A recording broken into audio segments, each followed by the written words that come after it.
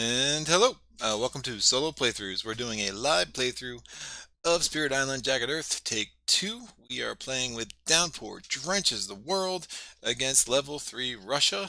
It is not the greatest of matchups, but I think we'll be okay. Downpour is a pretty cool spirit, pretty dynamic. Relies on a interesting innate defensive mechanism, but also unfortunately that same mechanism reduces Dahan counterattack, so that makes things really tricky because you can't get some of the damage that you would normally want from the Dahan, so you're trying to juggle a lot of things.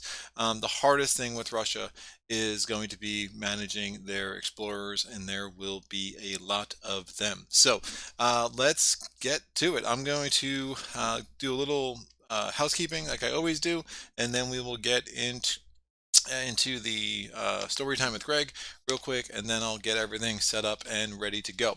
All right, so housekeeping. There's a 25-second delay, so if this is your first time, hey, what's up, David? Glad you can make it, man.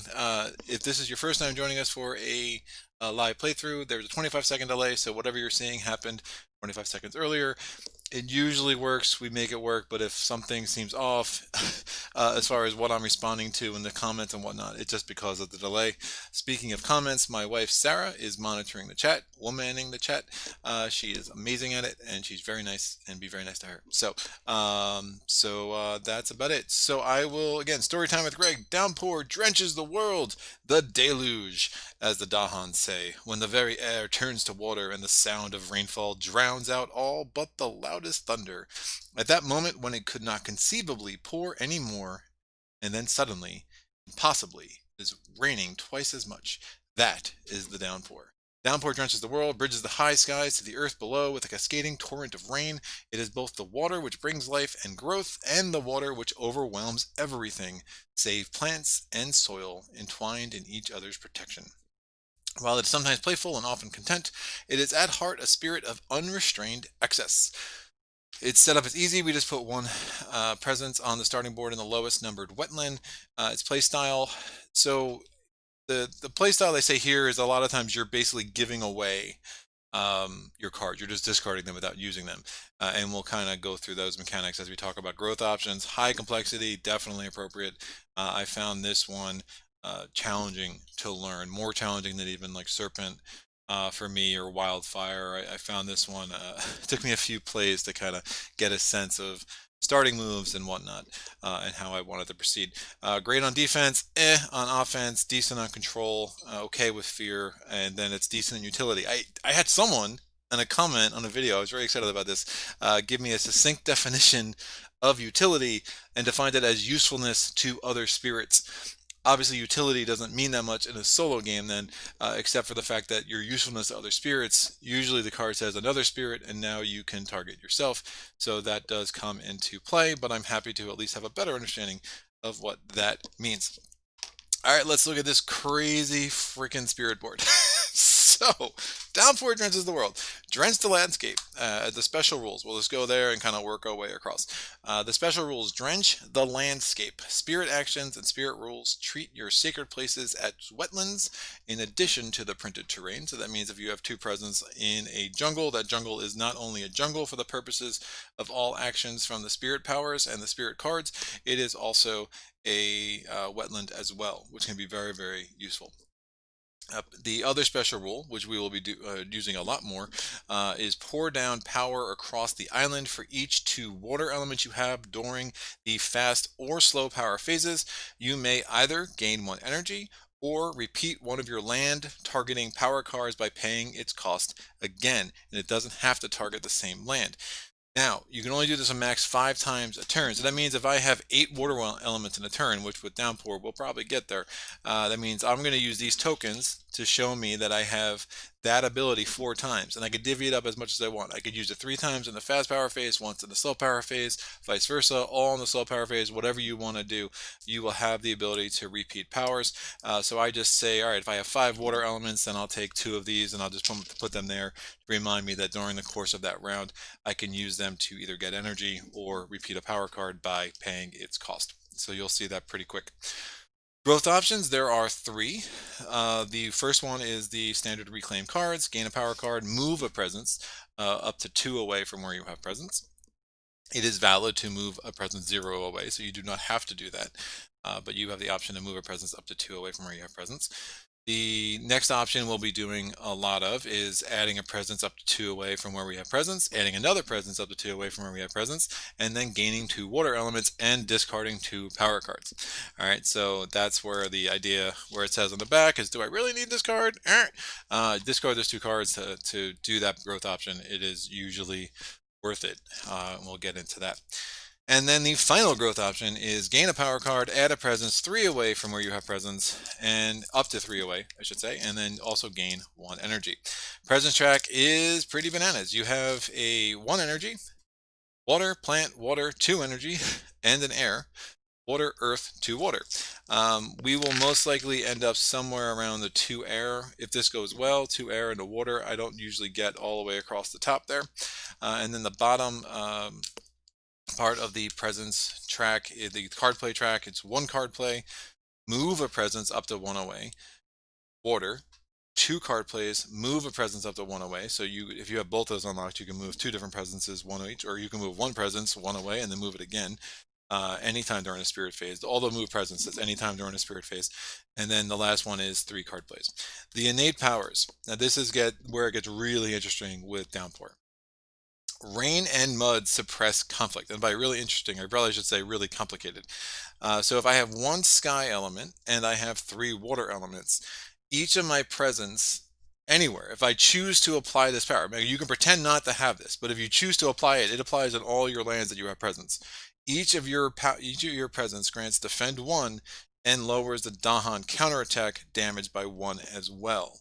That's total in the land, right? So if I have 3 presence, basically I could reduce the invaders are doing 3 less damage, so I'm defending 3. But that means the Dahan can't counter, which is a giant pain. So basically, again, rain and mud suppress conflict. Downpour makes it muddy, man. That's what's going on. So like, when it's muddy, it's hard to get a good wax in. I guess thematically what's going down here. Now, if I have 5 waters and an earth, I can not only get each of my presence to grant 1 defend because of the first level, but the second level also gives me that same effect, both for the defense and for the Dahan counterattack. Right. So if I have 5 waters, 1 sky, and 1 earth, and I choose to apply all of this, right, because I could do the top half and then pretend that I don't have the earth. But if I choose to apply all of that, then I'm basically, each of my presence is going to do a defend of 2, but also negates 1 entire Dahan, right? So if I have 3 Dahan there and I have a defend of 2 because of this power, well, now only 2 of those Dahan are going to counterattack, assuming they're still alive. The interesting thing about this rule is that if one of your presence is destroyed in the Ravage effect, the amount that the Dahan counterattack is reduced by is also augmented. Now that's obviously not going to matter. I mean, if a Dahan dies, I mean, there's a give and take there that we'll get into if it comes up. The 3/9/2, I'm not really going to address. I mean, it's 2 fear in your lands. Invaders and Dahan have -1 health. I've played a few, games of this with Downpour to try to get ready for this. I never came close to that being unlocked. I mean, the 3 sky, the 9 water maybe, but the 3 sky, that's going to be hard to get that combo. The other innate power is a good blight management power, right? If you have three waters and 2 plants, you gain an energy, and you may remove 1 blight by also removing 1 of your presence. So the idea of that thematically is that this game's so cool. The idea of that thematically is that the water is getting absorbed by the ground and healing the ground. So your presence is also going away because you're like, as the water or as the downpour, you're healing the ground. But then your presence also goes away. Now, one of your starting powers, one of your unique powers, does give you the option and the ability to get presence back on the board. So there's like a nice little cycle that you can start there.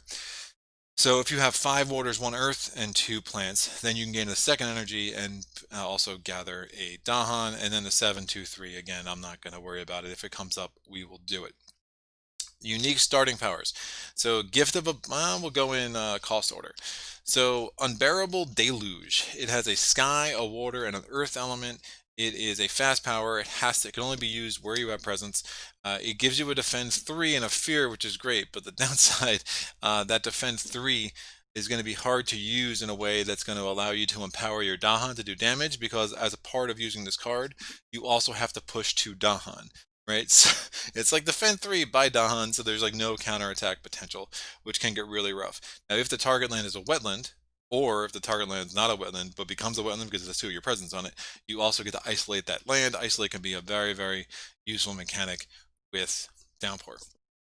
That's the first unique power. The second unique power I'll talk about is Gift of Abundance. This is a card we probably won't use much in the first couple of rounds, first 3 or 4 rounds. It has it's cost 1 to play. It has a sun, it has a sky, it has a water, it has a plant. It is a fast power. You're supposed to target another spirit. Solo game, we target ourselves. Target spirit either gains 2 energy or may repeat 1 power card this turn by paying its cost. And either you or target spirit, so obviously you, may add 1 of your destroyed presence to a wetland where you have presence. And again, that's either wetland, or wetland because of your sacred place wetland. Dark Skies, loose, a stinging rain is cost 1 energy. It has a moon, it has a sky, it has a water element. It is a fast power 1 away from a wetland, again wetland or sacred place wetland. Target land any, isolate target land, push up to 1 explorer and up to 2 Dahan. And finally, last but not least, this card is our favorite. It is Foundation Sink into Mud. It is a slow power. It has to be used in a land where you have presence.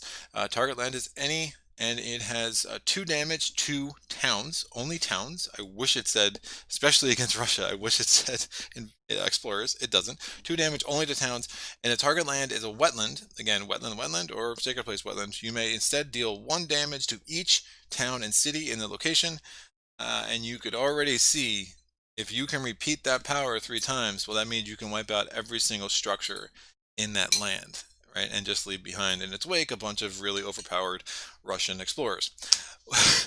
Much to our demise. All right, let's start shuffling some things here. We'll start talking about the Ruskies. All right, the Tsardom of Russia, base difficulty 1. Additional loss condition. Hunters swarm the island. Put beast destroyed by adversary rules on this panel. If there are ever more beasts on this panel than on the island, the invaders win. Rough. That could be bad.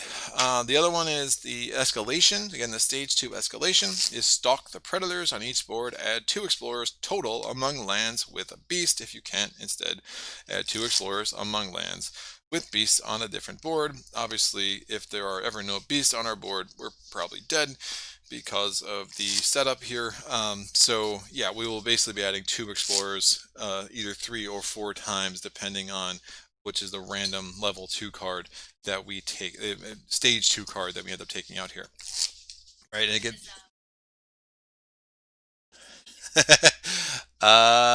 yes, I my wife is very good at gaming. So basically, what she does is she makes me pester her for a while until she learns it, and then she starts crushing me.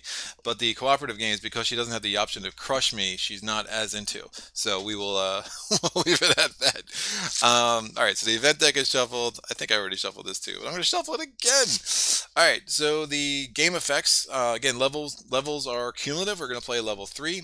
Level 4, level 3 is going to be enough of a challenge for today. So let me actually take, again, there's going to be 11 fear cards. I'll get this set before we go any further. There's going to be 4, 4, 3 as far as the fear deck. We're going to put, so 3 fear cards below the Terror level 3 divider, 4 on top of the Terror level 3 divider, and then there's going to be 4 on top of the Terror level 2 divider, and we'll put that there. All right, level 1, Hunters seek shell and hide. During setup on each board, add a beast and an explorer to the highest number land without cities or towns. During play, explorers do +1 damage. Rough. When Ravage adds blight to a land, including cascades, you destroy 1 beast in that town. So those are the adversary rules that the additional loss condition is talking about that can make us lose beast. So if something like an event card says lose a beast, you're fine. But if a Ravage adds a blight and you lose a beast, that's how you start losing, getting to that additional loss condition to trigger, which is rough. A sense of impending disaster. The first time each action would destroy a explorer, if possible, one of those explorers is instead pushed. You get 1 fear. So it's a nice fear generator. But that makes this very rough because, again, level 3 will show why. Competition among hunters. The Ravage cards also match lands with 3 or more explorers. that land already matched the Ravage card is still Ravage just once. So you're constantly trying to make sure that when you're pushing explorers instead of destroying them, if you have opportunity to destroy them, again, it's a little hard with Downpour, that you're pushing them into places where you're not triggering an extra Ravage because now you have 3 explorers. So this is definitely a more high variance game here for sure. I'm going to roll a die. Let's get our starting board. We're going to board B, which is fine. We will get to E or F another day. Not today. All right, so what do we got on board D? Land 1 has 1 Dahan. Land 2 has a city. It also has a disease. Land 3 is going to have 2 Dahan. Land 4 has a blight from the box. Land 5 is going to have a beast. Land 6 has a town. Land 7 has a Dahan, and Land 8 has 2 Dahan. And as because of Terra level 1, or difficulty level 1, it has an explorer, and we're going to put another beast. So that is that. We need to shuffle our major powers and our minor powers. Again, my cards started to separate some of them, so I kind of sleeved them all up. The green cards are going to be the minor powers, and the blue cards are the major powers. And I think that's it. We just have to set the Invader deck, and we will be good to go. So yeah, like it's been really fun, like messing around with Jagged Earth. So I am going to be doing another. I'll have another playthrough up by the end of the month, and I randomized this stuff, and some of you will be very happy to know I picked Fractured Days. I am not as happy to know that because that seems like it's going to be super hard to learn, but we'll get there. So we're going to do Fractured Days versus level 3 Scotland. I'm already messing around with Scotland with some of the original spirits to try to get used to those mechanics and make sure I have those down pat before I start taking on the challenge of learning Fractured Days. But it's been cool, and you know what Jagged Earth might have done? Might have. This is still iffy. All right, so don't quote me on this. But it might have made me not hate shadows that much, because there's an aspect card that allows shadows to add a strife wherever he adds presence, and that's pretty strong. It makes him have some really nice combos, especially, you know, you combo that with his card that says, hey, Dahan, don't take damage this turn, and like there's things that you can do to really start gaining control of the island quick, that makes him more viable. So I still got to test him out some more, but I actually had a Terra level 1 victory against Scotland, against level 3 Scotland with Shadows earlier today, and that was bananas. All right, so we are going to put 1 presence here, and we're going to put the rest of these on the board.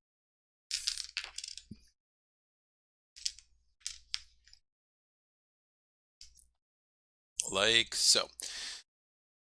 All right, so Invader deck, let me shuffle.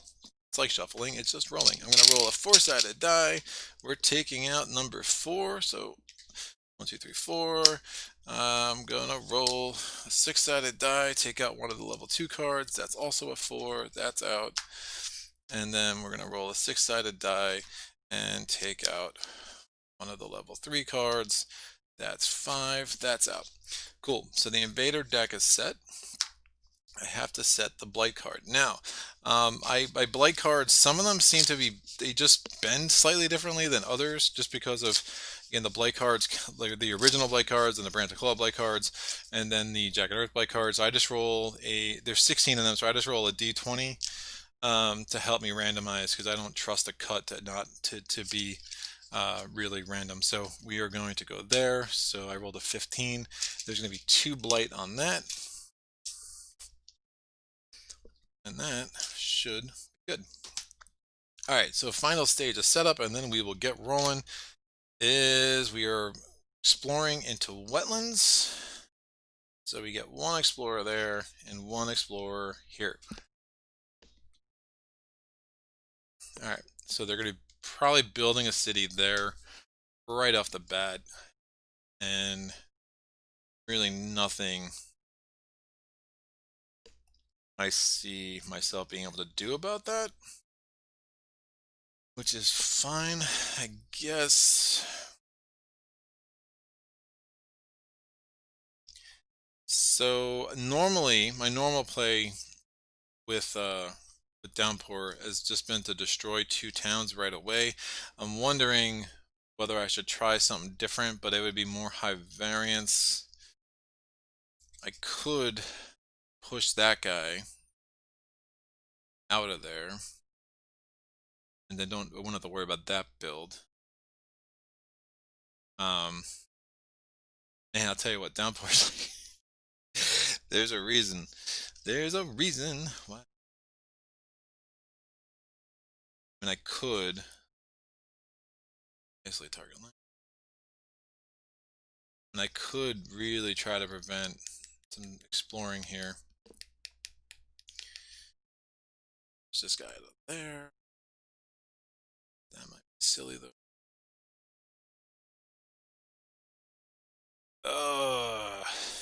Yeah, it's when the invader card matches where I already have a town. It's still I still haven't totally figured out how I want to proceed with that. It just makes it a little trickier. I mean, the one thing I could do if I just did isolate, then I could basically kind of block out this entire part of the board because we know that this next stage 1 card is either going to be sands, mountains, or um, or uh, or jungle. And then if I get him out of there, I mean, this is gonna go to crap. That's fine. We'll have to deal with it later. But obviously, I don't want to get too many invaders, too many explorers there, because then it's gonna match every ravage card. So kind of a lot to think about here. I will put 2 presents on the board. I think I'll do this. I haven't really tested this out, but I think just looking at how this board's set up, this might make the most sense. So what I'm going to do is I'm going to play, I'm going to put 2 presents on the board using this, which is going to give me these 2. I'm going to put them here and here, these 2 presents, and that's going to give me a wetland right in the middle of the board, right? So that's cool. Oh shoot, that's not close enough to that guy.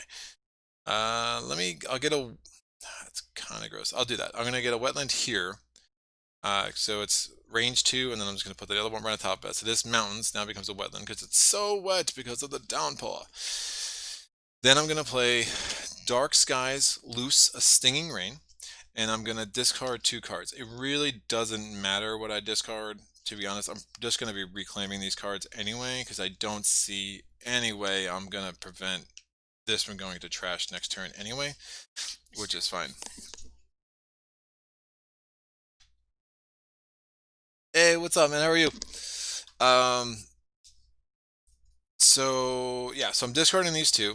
Oh, I forgot to get my energy. I have to pay for that. Just like the real world. So I get my 1 energy from the presence track, and I'm playing for Dark Skies, Loose a Stinging Rain. Right, so let me figure out my elements. I have 2 elements because I gained 2 water elements from that growth option. I have 1 element here and I have 1 element here. So I have 4 water elements. So I'm going to put this die over here. It's an 8-sided die with a 4 on it. Now, because I have 4 water elements, that's going to give me basically this ability, pour down power across the island twice. So I'm going to put 2 reminder tokens here. Now, what am I going to do? I am going to isolate target land, which is there's going to be this wetland. Now, I have to play this within, the action can only happen range 1 of where I have a presence in a wetland, right? So I'm going to isolate land number 1, and it's going to allow me to push up to 1 explorer. So I'm going to push him, and up to 2 Dahan. I will just push this Dahan here just because this land doesn't really need a Dahan right now, right? Now, I'm going to turn this first token into into 1 energy. I'm going to put that back into supply. I'm going to use a second token to pay for Dark Skies, Loose a Stinging Rain again. I have no more tokens, so I've used this special rule. And I'm going to isolate this. Now, 1 away from where I have presence in a wetland. I have 2 presence in this mountain, so that is a wetland for the purposes of my powers. So I'm going to isolate the jungle. I'm going to push this from there into here. So now if this Explore card is jungle, we're good. And then we're going to be able to push 2 Dahan. I don't think it makes sense to push him into there because that's just not going to go well for us. because I'm not going to be able to prevent that Ravage next turn. I'm not even going to try really. So I'm going to push them into land number 7 just to get them out of land number 8 and try to get them more useful as we go forward in the future. All right, so those are all my powers. Now we go to the Spirit phase. We would go to Blighted Island effect. There is none. We go to the event cards. Because of the rules of Jagged Earth, all we do is flip one over and we do not resolve it. I don't know why they make you flip one over other than the fact that France, the timing of the event cards matters, right? So we're going to go to earn fear cards. We have none. We're going to go to the invader actions. There is no Ravage in the first turn, and there is going to be a build. The invaders, now these are steps. I'm trying to use the right terminology. It's going to take me a minute. I'll get there. So the Ravage step happened. We're done. The build step. Now we go land by land. There is no build step in land number 1. No build action in land number 1 because there's nothing there to build. But we will put a city in land number 6. And then we're going to turn over the next card and we get mountains. So we gambled to isolate the jungle. Fortunately, it didn't work out, but we are going to explore into this mountain and we're going to explore into this mountain. Invader cards are going to advance. Time's going to pass because I have no slow powers. So this will go back into supply. This goes here. These isolate tokens will come off the board. As you see, isolate, it's kind of like a gambly kind of thing, but when it works, it's really, really nice to help get some control of the board. I don't love what's going on with some of this, but I think we could be all right here. All right, so what am I going to do? I'm going to go to my growth options. The two ways you can play it from here is I can go back to growth and then I could do this again in the third turn, which will give me 4 presence on the board from my tracks in the first 3 turns. The other way to play it is I can add a presence, gain a power card, add a presence, have 2 cards, then reclaim my cards. But then, if I did it that way, I'll have 3 presence on the board in the first 2 turns, but only 3 after the first 3 turns, right? So there's a give and take with the 2 strategies. I have found the pattern of adding 2 presence, reclaiming cards, adding 2 presence, reclaiming cards, adding 2 presence, reclaiming cards to be a more effective strategy most of the time. But there are definitely times where it makes more sense to do the converse, and where you just add 2 presence, add 1 presence, then reclaim cards, and then take it from there. So I'm going to go, I added 2 presence the first turn, I'm going to reclaim my cards the second turn, I'm going to gain a power card. Now, one of the things I always forget with Downpour is the move abilities. I do have 2 move abilities, so I just put little reminder tokens out here, and I'll just try to keep them here.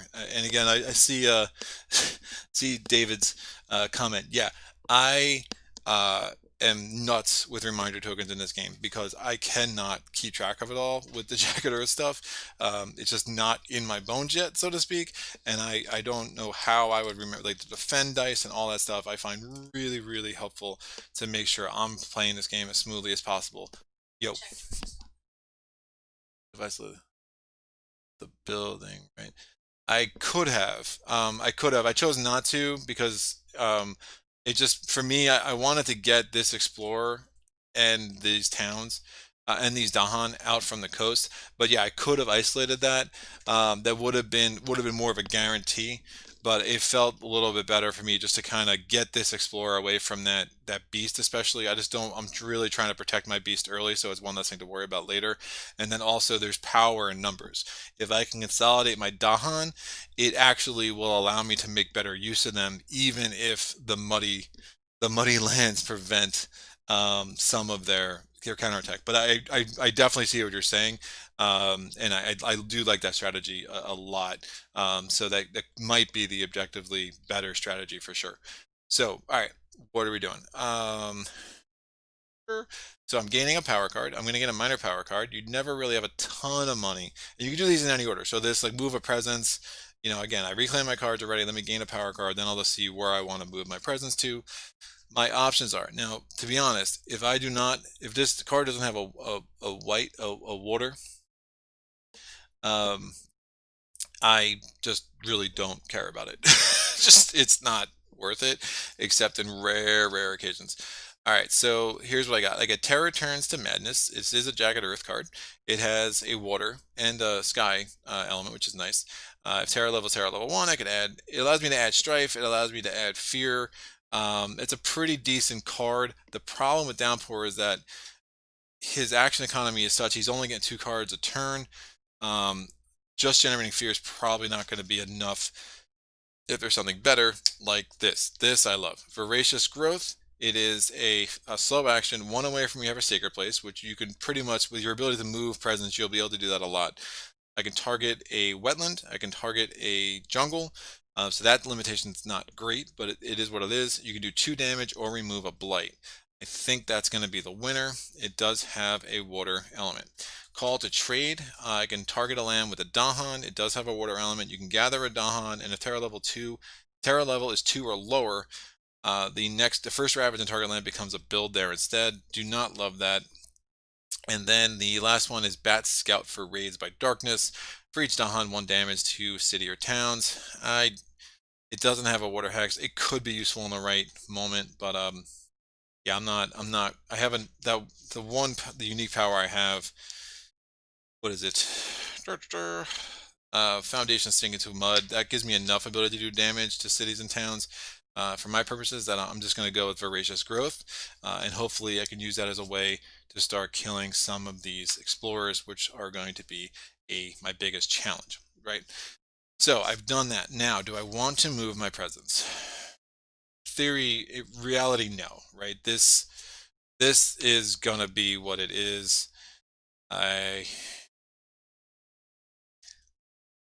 Yeah, I don't like, this is gonna build a town. I'll be able to destroy that. I kind of know what card I'm gonna be playing right now, which is fine. If I have 1 presence there for next turn, that'll be fine.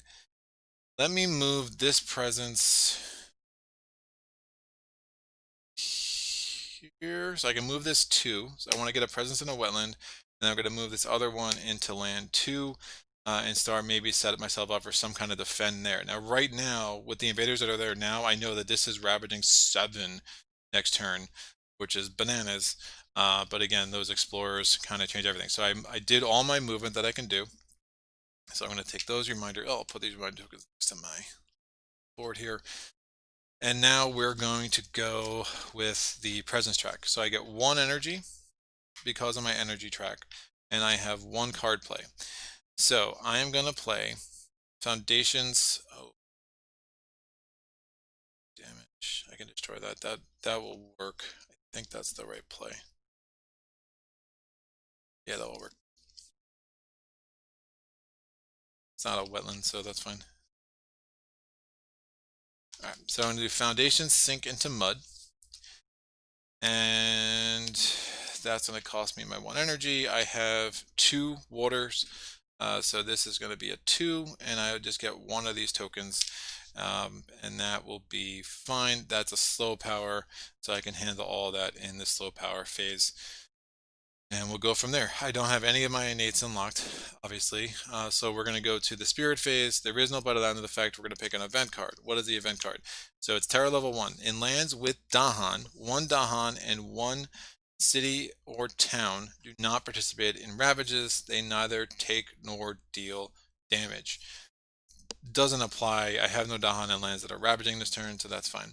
Prey on the Heedless. In each land with beast, 1 damage per beast.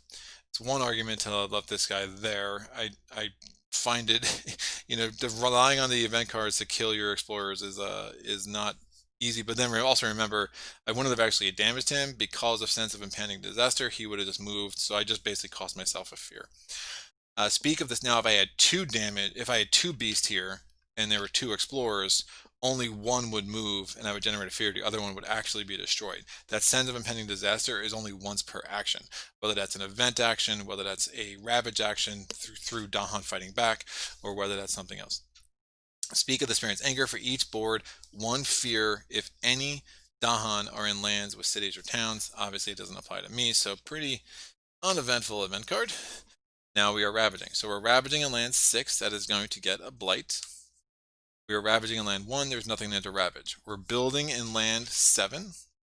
And we are building in land 2. But this disease prevents that build. So it was a good thing we did not get an event card that negated disease. We are going to pick the Explore card. We're exploring into jungles. So we get 1 Explorer here and 1 Explorer here. And that will be fine.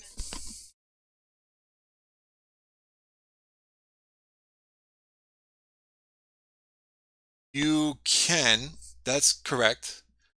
Steve's totally right about that, but then you wouldn't have any powers, right? Because again, you pick the growth option before you do your card plays. So you're totally right that if I wanted to, if I had one card in my hand, I could be like, oh, I'm going to add 2 presence, get the 2 water elements, right? But then it would also mean I have no card plays my turn. So it depends. If you really have no cards you want to play, that's absolutely, and you just want to get presence out, that's absolutely fine. Cool. I am going to I did the invader actions, the invader steps. We advanced the invader cards, and now I'm going to do 2 damage to a town. I'm going to do where I have presence. I'm going to do 2 damage to this town here. That generates 1 fear, and that is fine. So the time passes. This is going to go here. Uh, this board is looking scary. Oh, and also I never cast this in, so I'm going to turn that into 1 energy. Again, the pour down power across the islands, and now we're good. So next turn, what am I going to do? I am going to put 2 presence on the board. I want to put these 2 on the board, which is going to give me 2 card plays. I'm going to discard 2 cards and get 2 water elements. So basically, in total, I know I will have 6 water elements for this next turn, which is going to give me 3 of these tokens for this ability, right? So that would be nice. And then I also know the presence track is going to just give me the 1 energy. So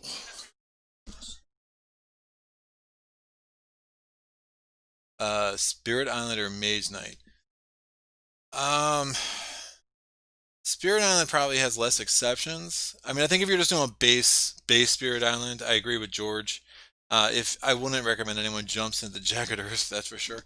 I do think that I think some things about Mage Knight are more intuitive. I found Spirit Island kind of it didn't click with how I thought about games a lot. It took me a while to really wrap my head around what's going on, and also I don't know how they could have done it better, but I think the design on the cards, like figuring out fast versus slow, and then target lands and what you can target, like it took a while before like I just clicked.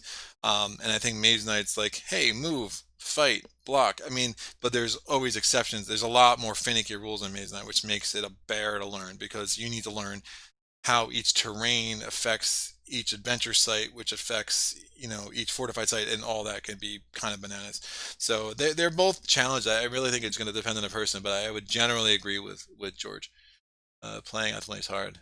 Yeah, yeah, George. Yeah, absolutely. Because if you're playing with like a level 1 or level 0 adversary, yeah, there's a lot less going on. The adversary cards, the higher you go up the track, there's a lot more for you to keep track of. But I definitely feel more of a need to use reminder tokens with Spirit Island than I do with Mage Knight, which could just be a sign of how much I've played Mage Knight, to be honest. So that is what it is. All right, what am I doing? I ask myself this every day. All right, I am. And guess I'm debating. This is doing 7. I think I can defend that, which is bananas. I still have this move here, so I know that. I really think I can defend that. If I unlock both of these, each of my presence will give me a defend 2, which is nice. It will reduce Dahan counterattack, but again, that's one of the benefits of having 3 Dahan here, and it will actually allow me to at least generate a fear by scaring him into next week. Maybe I can get presence there. One option I have right now is just to try to take care of this mess. I would have. I have the energy. I have 2. Playing for 2. Could use that to get energy.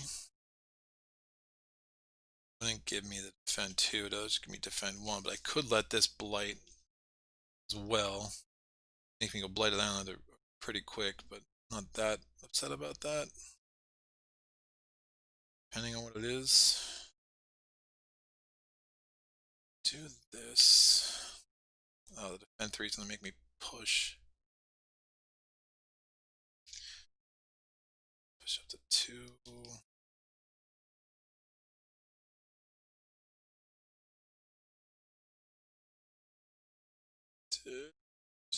Oh wait, I don't even have foundation sinking in a month. Never mind, never mind. I was getting ahead of myself there. So all right, let me go back to this then. I think that makes some sense. And 3, select that to make source there. Now we're going to stage 2 cards next round. So the next turn could be anything. It could be coastal lands, or it could be any of the individual um, the individual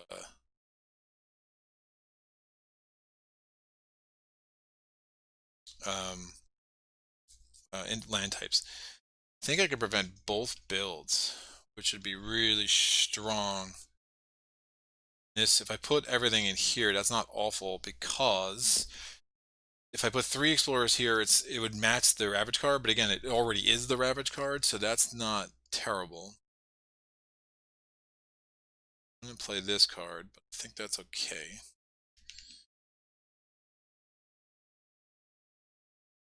It's attacking 6. So much to consider. Alright, if I play this and this, let me try to play this out. So I'm adding those 2 presents. I'm going to discard these 2 cards. I got the 6 water elements, which is fine. Now I'm going to put these 2 where I want them. That defends 2. That would be fine.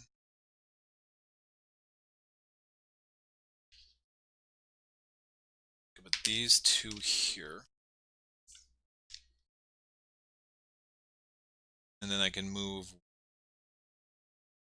this here. A little crazy, but I think it will work. Alright, so let me figure out my defense. Right now, this is attacking 7, because each one of those guys does 2. So I have a defend of... Alright, let me figure out the elements one thing at a time here. So I already got the money from the presence track, so I'm going to put that on there to show that I'm paying for that. Right, I have done the movement, so I'm going to put these to the side. Right, now, I have two sky, I have 1 earth, and that's enough. Don't care about moon. I don't have any earth, any plant, so we're good there. So what does that do? This is going to unlock the level 2 of rain and mud suppressed conflict. That means each one of my presents is now the equivalent of a defend 2. So now I have a defend 6 in land number 2. So hopefully nothing happens with the event card to enhance that, because that could be really gross. But right now it is what it is. This is going to give me a defend 2 here, right? So what I want to do is find a way to defend more here, and then maybe actually pick off some of these explorers, so there's less traffic on the board. Remember, if this is an escalator, I'm going to have to add 2 more explorers to the board, and then we get into that point where almost every land has 3 explorers, which is gross. So I know I have 3 of these uses. I've already done my innate power, right? I'm good there. So what I'm going to do is isolate target land. Now remember, this is a wetland. So I took the presence out of there to give me more defend here, but this still counts as a wetland because it has a sacred place. So I'm going to isolate target land. So I'm going to isolate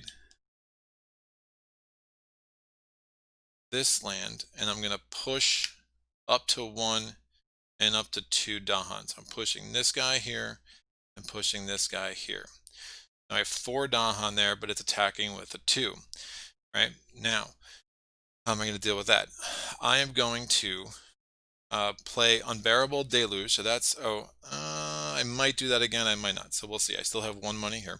I know I can do these powers 3 times or get money or some combination thereof.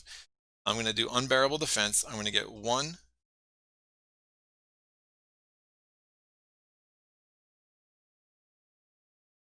Should be fine.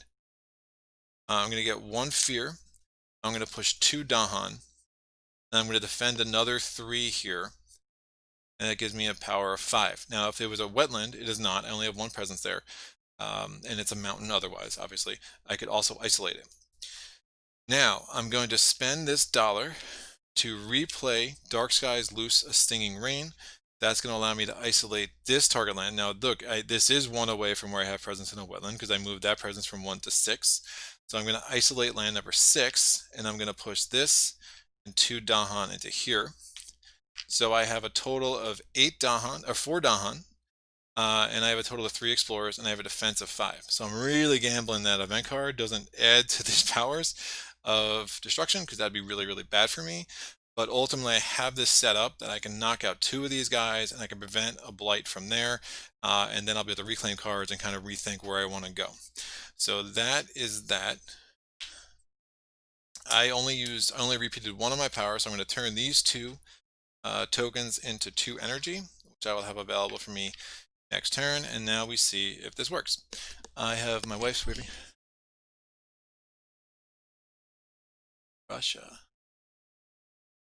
Russia's the worst. No, dude, Russia's a challenge. They look, one of the cool things I like about Jagged Earth is that on the side of the levels of difficulty, it wrote 3, 4, 6, 7, 9, 11. It tells you like just how difficult the different levels are. Russia's the only one that has a level 11 difficulty, and that's the level 6 Russia. And I actually beat it with nightmares, which is very kind of a fluke thing. I got a major power that let me remove 6 invaders, 6 explorers, which when I had certain thresholds, but the card was like made for nightmares. So I was removing a ton of explorers without triggering the sense of impending disaster, because that only triggers when they're going to be destroyed, not removed. So it's really tough. The math gets all different, and I do think it's a bad matchup for Downpour, because Downpour's ability to kind of like, tick down like damage by just saying, I'm gonna you can't just like defend 1 and take care of 1 explorer. You have to defend 2 if you want to fully negate an explorer. And there's so many event cards that enhance attacks and stuff like that, so they can be really, really tricky. All right, that's that. So we're gonna go to the Spirit Island phase. I'm sorry, the Invader phase. Notice we haven't generated a single freaking fear card yet, which isn't great. The Invader phase, there is no Blighted Island effect. We're picking our first event card, third event card. The first one we didn't. So the second one we're carrying out. The next Explorer, oh, this is so bad. This is a really gross one against Russia. The next, so it's Fortune Seekers, Healthy Island. The next Explorer card matches all lands without towns and cities instead of the printed type. Ignore any escalator on it. So in some ways, we're going to be saved from adding 2 explorers to towns, to places with beasts. But right now we have 6 lands that don't have explorers. So normally you would be adding 4 between the escalator and the explorer card, or if it's coastal lands, you'd be adding 5. Now we're going to be adding as many as 6, and that's a really rough trade. Defend. When you use it to move Dahan there. I don't have a defend per Dahan. I have a defend 3 because of Unbearable Deluge. That's just a flat defend 3. Yeah, just 3 flat. Yeah, got you, guys. I saw your second comment there. Yeah, totally. All right. So Grim Toll, choose a land with disease. Choose a land with disease. Oh yeah, isolates are safe. Yes, that's actually even better. Man, George, you are welcome to play with me anytime. Just let me know when I'm messing up. All right, 2 damage to invaders, and I mean that very genuinely, man. I hope that didn't sound sarcastic. 2 damage to invaders and 2 damage to Dahan, and then tell the old story. So I have no more disease again. The disease went away last round when it prevented the mountain build. And then tell the old stories. Each spirit with at least 2 Dahan among its lands reclaims a power card or regains a unique power it previously forgot. I will reclaim a card. It doesn't matter. I'm going to reclaim all my cards at the end of this round anyway. That's fine. All right, so we're carrying out the invader steps. We're going to go to the ravage step. The invaders in land 2 are ravaging a total of 7. We are defended 6. No blight. Ha ha ha. The invaders in land 7 are ravaging a total of 6. One of my Dahan is going to be injured. It is not enough to cause blight to the land. I'm going to take the defend dice off, and now the Dahan are going to retaliate. Now remember, because of the random Let's Suppress conflict, the Dahan retaliating 2 less than they normally would. They would normally be retaliating with an 8. Now they're only retaliating and fighting back with a 6. That is enough.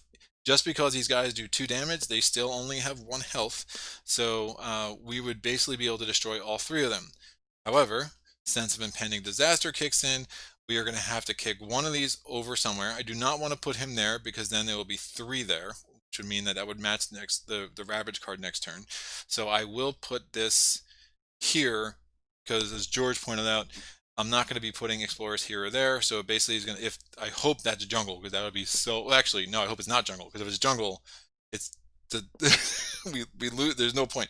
But yeah, I guess it actually doesn't matter because whatever, it could be a blank piece of paper, I guess, according to this event card. So never mind. I'm just rambling for no reason. Oh yeah. Well, dude. The 27th, I plan to release a video unless I give up sometime between now and then. But yeah, I'm going to try to get my head wrapped around that spirit within the next week. All right. So what do we do? Ravage, they retaliate. So one of these guys got moved. Did I generate that fear yet? I don't think I did. I didn't. So I pushed him. I generate a fear because of sense of impending disaster. Right? Someone tell me if I generated the fear. Pretty sure I didn't. Got 1 fear because I destroyed a town. Destroy any other towns? And I got 1 fear because of unbearable deluge. Yeah, so this is my 3rd fear of the game. And then these 2 are actually destroyed because sense of impending disaster only triggers once an event. So in that Ravage, once an action, that Ravage action, the Dahan fighting back is considered part of the Ravage action. And that Ravage action, that was one of them was like, he was wise to the fact he was about to be destroyed, so he went away. The other 2 actually are destroyed. All right, now we build. Nothing to build here, nothing to build there, and now we will explore and see our fate. It is jungles. So this is now like a blank piece of paper. We are going to do an explore action in every land that doesn't have a city or a town, and we get to ignore that escalator. Right? So we'll go land by land and figure out how this works.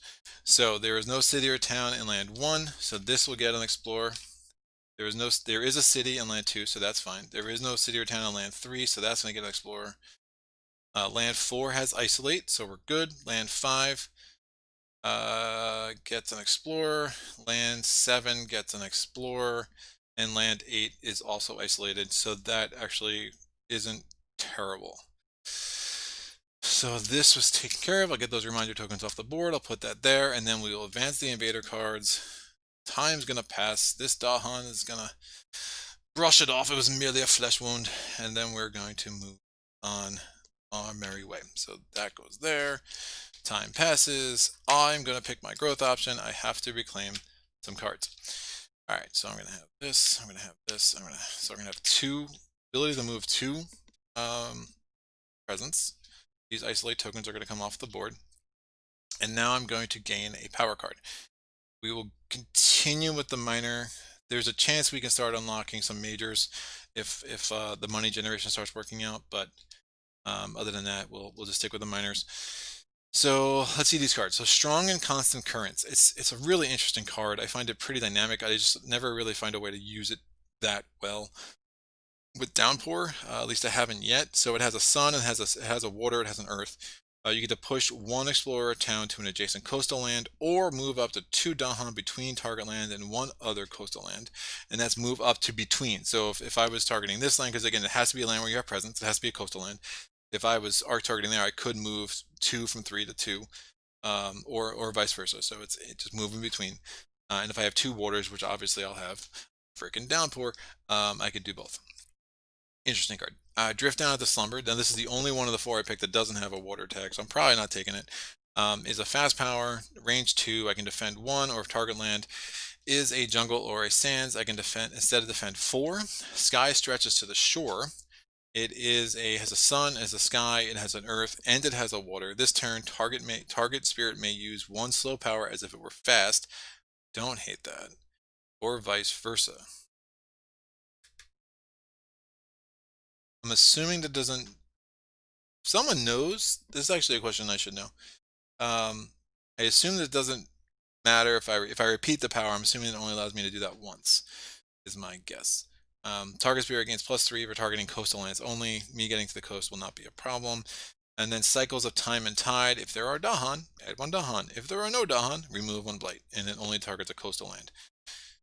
I don't really love any of those. The good thing we have going for us right now, we have nothing here. We have nothing here.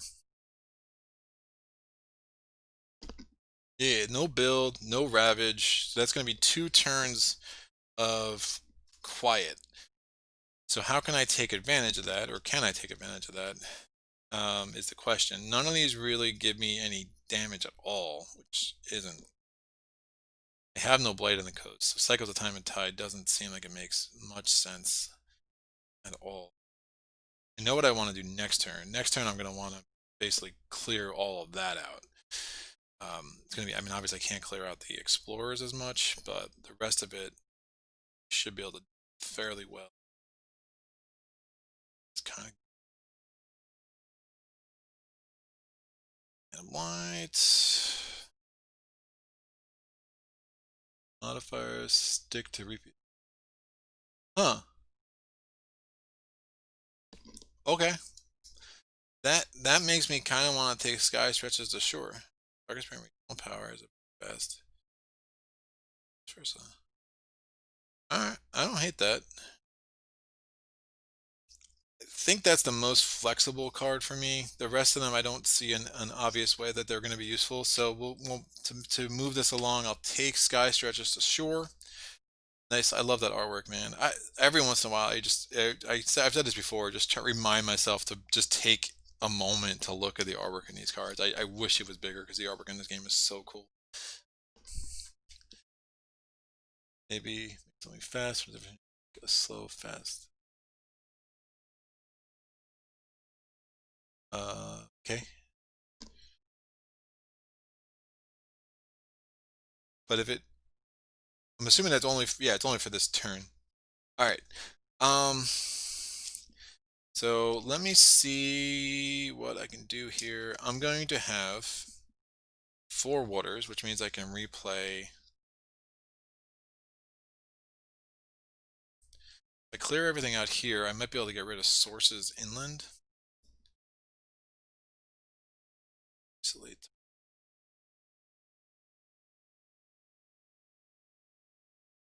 This works on. Still have all the move. Here's what I want to do. I want to move this to land 1 and this to land 1. I like having a sacred place in land 1. It's just like kind of like the catbird seat, if I can use that expression, in a lot of these boards, especially the original boards. Yes, yeah, I'm with you. That makes a lot more sense. Yeah, thanks for clarifying, dude.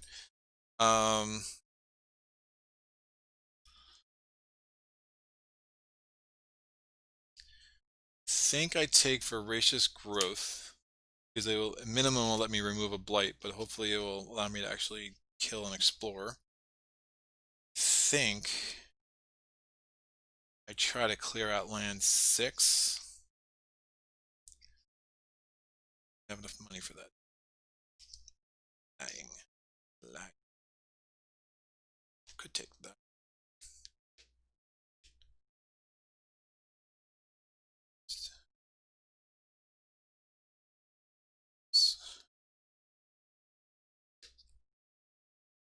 This energy. That a few times. That makes some sense. Alright, so here's what I'm thinking.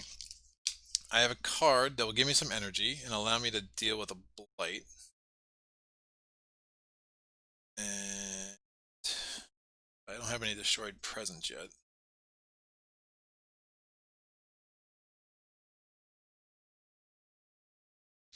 Alright, here's what I'm going to do. I moved this from here and this from here. Looking at my cards now, I'm actually going to move this here and this here. And I will explain that in a second. I'm going to play Gift of Abundance and Voracious Growth, which is going to let me unlock Water Nourishes Life's Growth. Step earlier than I normally would, but that's great. Alright, so I'm not going to be able to add a Destroyed Spirit, so it's a little bit wasteful with Gift of Abundance. But it's going to give me the money I want to really do some cool things in land number 6 this turn. All right, so I have a total of 4 waters. So I'm going to give myself 2 of these tokens. And then I have 2 earth, 2 plant, which is what I want. And I have 1 sun and 1 sky, but no one really cares about that this turn. So target spirit gains 2 energy. I'm going to get, or repeat a power card. Now, Gift of Abundance, again, this is normally designed to help another spirit. You're using it for yourself. You would have no point to not gain the 2 energy, because generally speaking, because you will always have the ability to repeat power cards anyway, right? The other strategy I could have gone with this turn that I was thinking about is if I just did a major isolate strategy, but I think I want to take advantage of this momentary calmness to try to do some serious damage with Voracious Growth. All right, so Gift of Abundance, I'm gaining two energy, and then I'm going to and then it will again unlock this, which is one of the reasons I want to do this. Now, water nourishes life's growth. I have level 1 because I have 3 water, and at least 3 water, and I have 2 plants. I'm going to gain 1 energy, so I get a 3rd energy, and I may remove 1 blight by removing 1 of my presents, right? So my presents nourish the ground. Put this blight black in the blight card, and this presents come off the board. Oh, you know what? I could have done that in reverse order. Think about this. My bad. So they're both fast powers. I could have done Water Nourishes Life's Growth first, then Gift of Abundance, and now I have a destroyed presence, because removing does equal destroy. There's an FAQ about that. They don't use the word destroy because they don't want it to trigger other things, but once something is removed, unless it says otherwise, like puts in the box, then it does become, like I know there's some spirits that have, when you remove presence, it's actually out of the game. This is not one of those powers, so when I remove this from the game, it counts like destroyed presence, so I can take this presence and I can put it back in one of the wetlands where I have presence. I'll just put it back in land 6 actually, because Voracious Growth is, I need to have a sacred place to target, and in case I want to destroy anything there, which I might depending on what comes up, I already have a sacred place that's next to 4. So this pretty much gives me a sacred place next to every single jungle that I might want to use this card in. All right, so that's a slow power. I already did this fast power, and I think we're good. So we're going to go to the event phase. We go to the Invader Phase. Still healthy island. There is no Blighted Island effect. I still have not been generating fear. I really am going to need to get through at least the top 4 of those cards at some point, but hopefully we'll start to make some headway this turn. Whoa, healthy island. Okay, thriving trade. Add a city to a coastal land with a city. So that's a thing that just happened. Pestilence arrives on canvas sails. On each board, add a disease to the coastal land with the most cities and towns. 3 damage to Dahan there. Obviously, the most cities and towns on the coast is there. Then Clever Cooperation. Each spirit may push 1 of their presence from a land with Dahan. I have no Dahan in any of my lands, so that's garbage. But if I did, I could push the presence and do 2 damage in the land where I pushed the presence to. We're going to do the invader steps. Ravage, there is no ravage. Build step, there is no build. Explore, it is the suns. So we get a 3rd explorer here, which is a little dangerous because now that does trigger, and that would match the ravage card next turn. We're going to get a 2nd explorer here, and because of the escalator, we have to add 2 explorers among lands with beast. That's one of the reasons I wanted the sacred place here. I can put them both here. All right, invader cards are going to advance. Now, Voracious Growth. I am going to do 2 damage, 1 away from my sacred place, and the target land has to be a jungle or a wetland. I'm going to do 2 damage here. One of these guys is Scared, so he's going to go away and I generate a fear. The other one is slow, and he gets picked off. So I did that once. I can do that up to 2 more times. And the question is, where do I want to do it? Now I can't target here. That would be the obvious place. And I can't target here. That would also be somewhat obvious. I am going to spend $1, because I have to pay its cost again, to target here. I'm going to do 2 damage to this city. I'm going to target there again with my last possible action because of pour down power across the land. I'm going to do 2 more damage. I'm going to destroy this city. So that's 2 fear. and then I'm going to try to destroy the explorer. He senses impending danger. He's going to run away over here, but I get a fear from that.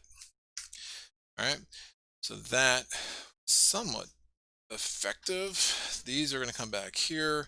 Time passes.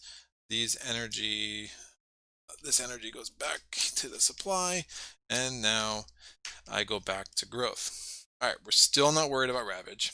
Obviously, we have some issues with the land number 5 there. Remember, if that blights, we're going to lose a beast, and then we're going to be a 1-to-1 on that additional loss condition, and that's not great. So, how do we want to deal with that? I think I'm just going to push. If I can push 1 out of there, at minimum, that would be a good thing. And then I could actually do what I didn't do earlier in the game. I isolate there, and I could actually prevent any exploring in this half of the board. And I kind of hope that coastal lands. Maybe I don't. Land 2 is kind of gross, which is fine. Right, so nothing's ravaging that I need to worry about. So I'm picking 2 of these.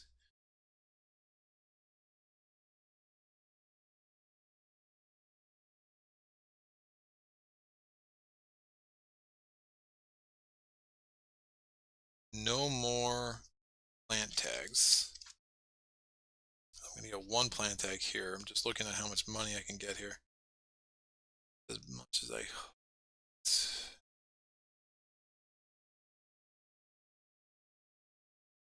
definitely destroy some towns. And I'm going to have to push 1 of these for sure. So yeah, I don't think I can do the full-blown isolate thing that I was thinking about, but this should work. So I'm going to play these 2 cards. I'm going to discard these 2 cards. That gives me 6 water hexes. Not going to figure out the random mud suppress conflict. I'm just going to ignore those elements because I don't need them. I'm going to get 1 energy because of the presence track, and then I have the 2 energy I need to play those 2 cards. Right, so now I also have the movement. I can move 1. I will move this. Yeah, I think that still makes sense. I can move this presence here because I'm going to want presence there to destroy any town. Don't have any more movement, but I think that's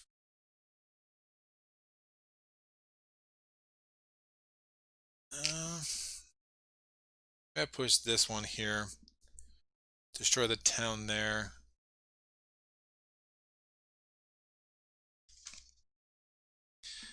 I could do some other there next turn. All right, so I'm gonna put that presence here, middle of the board, and that'll be fine. So I am going to do darks. It did not. Good point. Thank you. Ooh, that would give me another movement, actually. Get 3 of these. Yes, that unlocks exactly what I want to do. Thank you. Is that Steve again? I'm not even looking. George! That's right, it was George before. Yes. Yes, I agree with Lucas. All right, so I put 2, I want to put 1 presence there. I still can move another one. I'll put this here. And I only moved 1. I could move another 1, but I will leave that as is. I like the sacred places on 1 and 2. I think that's really strong. And it'll let me do what I want to do. Cool. So I'm isolating 1 away from where I have presence in a wetland. I'm going to isolate target land. The isolate is going to be kind of useless because, again, the sands card already came off. But at minimum, it's going to let me move 1 of these guys, so this will no longer match the Ravage card, which is important. And I will push this. Having this in a wetland, considering that 1 card I have that allows me to do 2 damage in wetlands, is probably the smartest place. I'll put that there. Again, there's still only 2 explorers there, and then I also have the other card that allows me to play make that fast if I wanted to, which is cool. I have no more money for I don't want to repeat that power anyway, to be honest with you. Kind of where I'm at. So I'm going to save my 3 supplies for pour down power against the island here. We're going to go to the Invader Phase. The Blighted Island effect, there is none. We're going to go to our, what do we have, 5th event card? Yep, 5th event card, and what do we have? Sacred Sites under threat. Alright. The invaders have begun to find hidden places of natural power. I can let the island strength repulse them, or I can guard them myself for well or for ill. So I have 2 sacred places with invaders. That's a little rough. It's not in the flow of fast power phase, so I can't even convert that into money if I want to.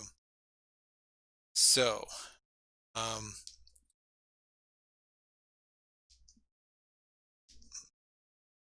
my options here, I can basically do 2 damage here and 2 damage here.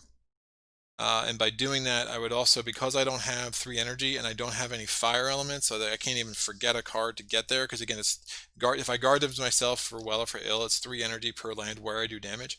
So if I do 2 damage, I need to destroy this presence and this presence, which isn't necessarily the worst idea ever, especially because I have the ability to add presence back with that Gift of Abundance card. So that's one option. The other option is I just let the island's strength repulse them, and then that would mean that this would push one explorer from there, that would push an explorer from there, but then I'd have to remove a blight from the card and return it to the box. Remembering if I do 2 damage, that opens that up.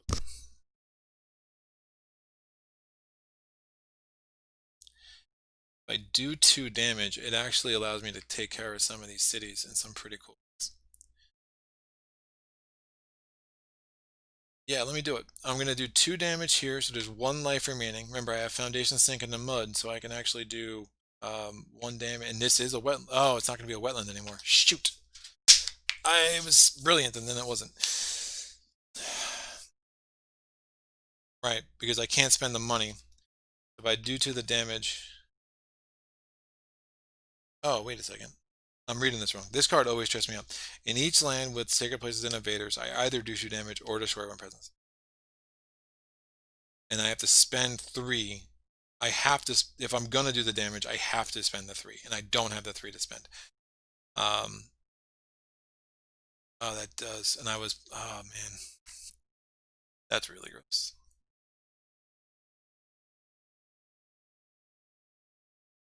I'm not gonna do the garden myself. I just don't see how that makes sense. I'm just gonna remove the blight from the card. That's fine. So I'm gonna let the island stranger pulse them. I'm gonna push 1 explorer from each land that has a sacred place. Remember, I have the card that does 2 damage in jungles, 1 away from where I have a sacred place, so that'll be fine. And then I also remove 1 blight from the card and put it back in the box. And the fact that I healed the blight before prevented us from going Blighted Island, which is fine. So each beast generates 1 fear if invaders are present. So that gives me another fear card. So I will have 2. Yep. Yep. Yeah, the sacred, this card actually generated that fear, which is nice. And then spirit, speakers solve riddles of power. Each spirit with at least 4 Dahan in one's lands gains a minor power. I only have 2 Dahan in 1 of my lands, so that doesn't matter. Let's hope that we remove some explorers. What is this? All right. Yeah, ultimately, I see what Lucas is saying. Oh, that is ravaging. Yeah, that's right. Oh, that's right. You know what? I'd rather the jungles ravage,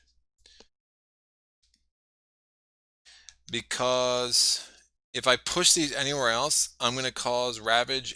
I'm gonna cause something else to ravage that has 3 explorers. I see what the problem is, if I lost a sacred place here, it basically means foundation sink in the mud. It makes that garbage. As it is, 1 damage to each.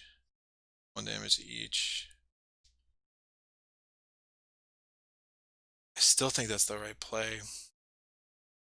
No, because I'm not doing that anyway.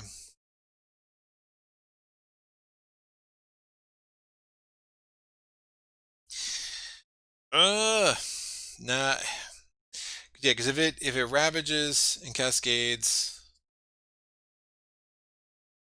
I just don't love losing my presence, especially because I know that coastal card's there, and I'm gonna have like rain and mud suppress conflict is probably gonna be really important in about 5 seconds. And I have the ability to heal blight. It just depends on how bad this blighted island card is, right? Um, and I still think that's the play. Yeah, we'll see. We'll see where it goes. All right. Community. Yeah, I pushed one from one and one from two into four. Right. Yeah, no, I pushed one from one and one from yeah. My Sarah's like, what are you talking about? Yeah, I pushed one from one into four, and I pushed one from two into four.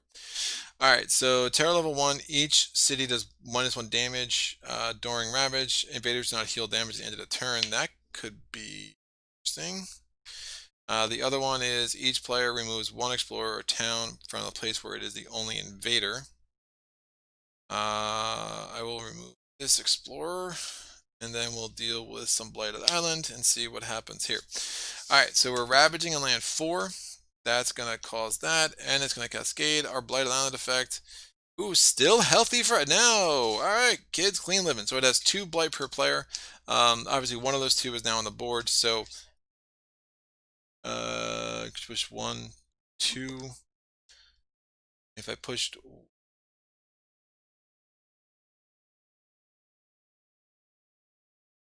huh? Is that possible? Nothing in the jungle.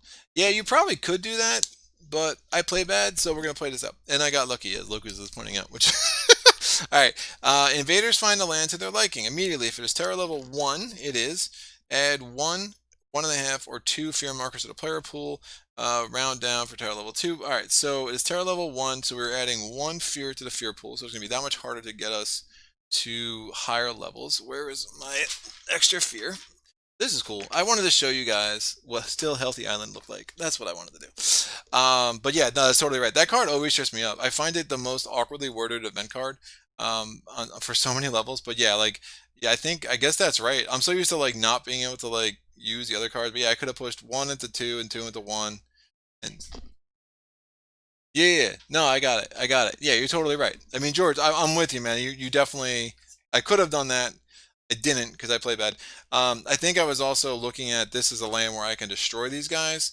And if in coastal lands, honestly, if this is the coastal lands card, I was about to have 3 in each of those things. So I was like maybe I would get lucky with the fear cards and whatnot. So and I wasn't, I'm never that scared about going Blighted Island.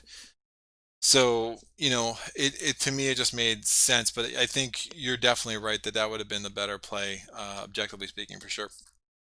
All right, so we're still healthy island. We have 5 fear in the fear pool, so that just makes it that much harder for us to start earning fear cards here, which is fine. All right, so we ravaged. The ravage step is over. We're going to do the build step. We're building in land number 5, and we're building in land number 3. And we will see what this card is. So you see, isolate doesn't prevent build.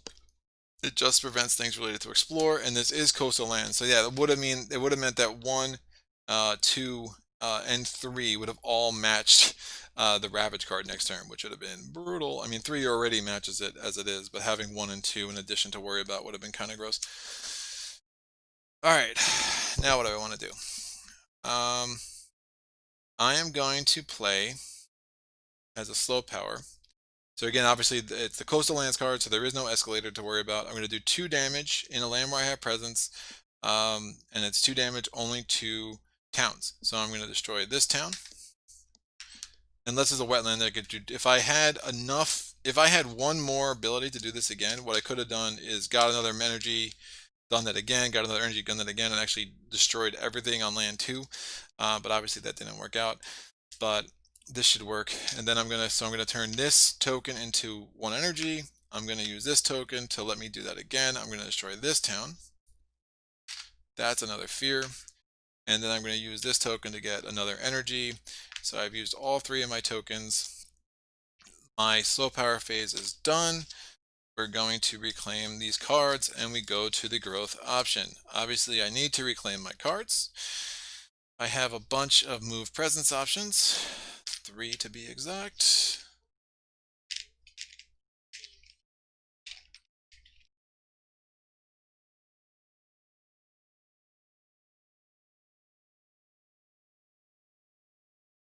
Oh, yeah, yeah, yeah, yeah, yeah. Yeah, but the problem is these decks got so big over here to get the right power card. It's gotten a lot harder. Yeah, no, it's Rain of Blood. Yeah. All right, I have to gain a power card. I still don't have a ton of money generation, so I'm going to just get another minor power. So I have the Shore Seethes with Hatred. It's target a coastal land. Ooh, nice. I can generate one fear. I can add a Badlands and a Wild. Shadows of the Burning Forest does not have a water element, but it's 2 fear. If target land is a mountain or a jungle, push one explorer and town. This does have a water element. Pull beneath the hungry earth. It has a water hex again. It's a moon, water, and earth. It's slow, range 1. If target land has your presence, 1 fear and 1 damage. If target land is a wetland or a sands, 1 damage. And then call to guard. Gather up to 1 Dahan. Then if Dahan are present, either defend 1 per Dahan, or after invaders are added or moved to target land, 1 damage to each added or moved invaded. Call to guard is really cool. The problem is it's not going to really work with its elements that aren't that great for me right now. This could really help me deal with some of these explorers. The 2 damage cards can be really helpful in just kind of picking off these explorers, because as you can see, they're getting a little out of control here. All right, so how much fear? We're 8 fear away from terror level 2. So obviously we're gonna have to be focusing on that a little bit. So I can move a bunch of presence around. I'm going to get 1 energy because of the presence track. Probably this is now matching well, that's already ravaging. This isolate token come away. We're going to want to do our rain and mud suppress conflict for sure. For sure. This is attacking with a 6. This is ravaging with a 6. It's also building there. I mean, if there's a way I can deal with those guys I could defend 3. Isn't great. There's a disease here. I can make that fast next turn. Pretty awesome. Assuming I have enough to do what I want to do. I can also play 3 cards next turn too. This is ravaging 4.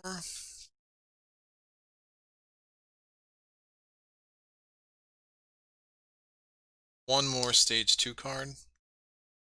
So, and it's going to be wetlands or jungles. Or wetlands or mountains. If I isolate this, I can actually take the mountains off the equation.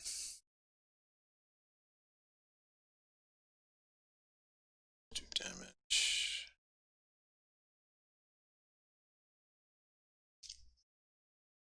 I think I prevent, but if I move him, crap. If I move him anywhere, he's going to cause a ravage.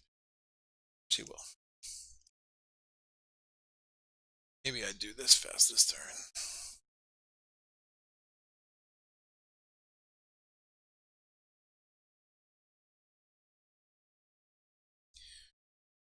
Destroy.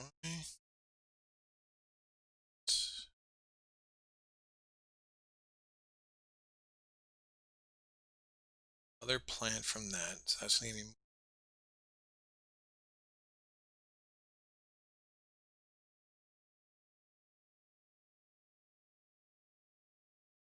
No, I think that makes more sense for next turn.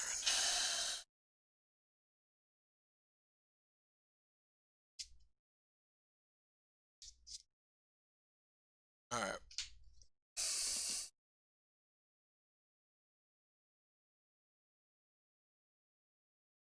Two defense. Isolate.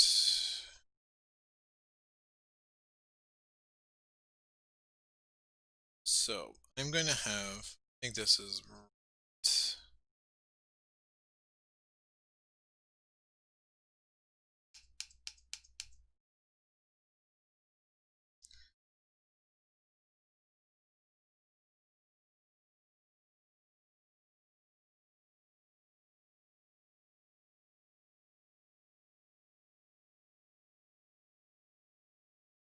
that go.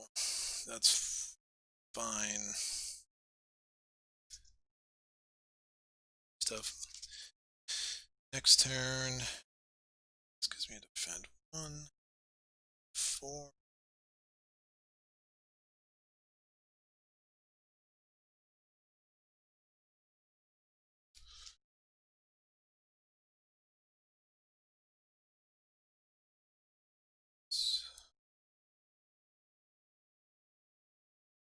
Still have no destroyed spirit. I have no destroyed presence anymore, which is gross. Yeah, I can't push him anywhere. It's going to, he would cause another ravage. So really, these are the 2 ravages I have to worry about. I defend 3 here and isolate that. Hopefully nothing enhances that, so that's less of a concern. It's figuring out what I'm going to do with those 2 guys. But I think, and again, I can't push any of those explorers anywhere because it could put me in the same spot. So I think I need to play something that allows me to destroy some of these guys.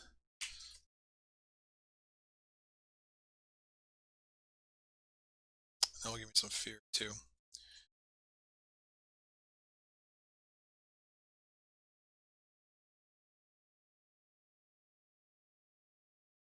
Yeah, okay. So, playing, I can move 3 presence. I want to make this a wetland. Make this a wetland.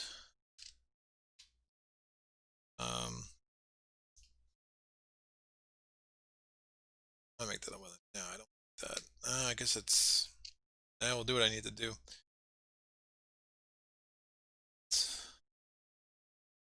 Some damage there. Alright, so I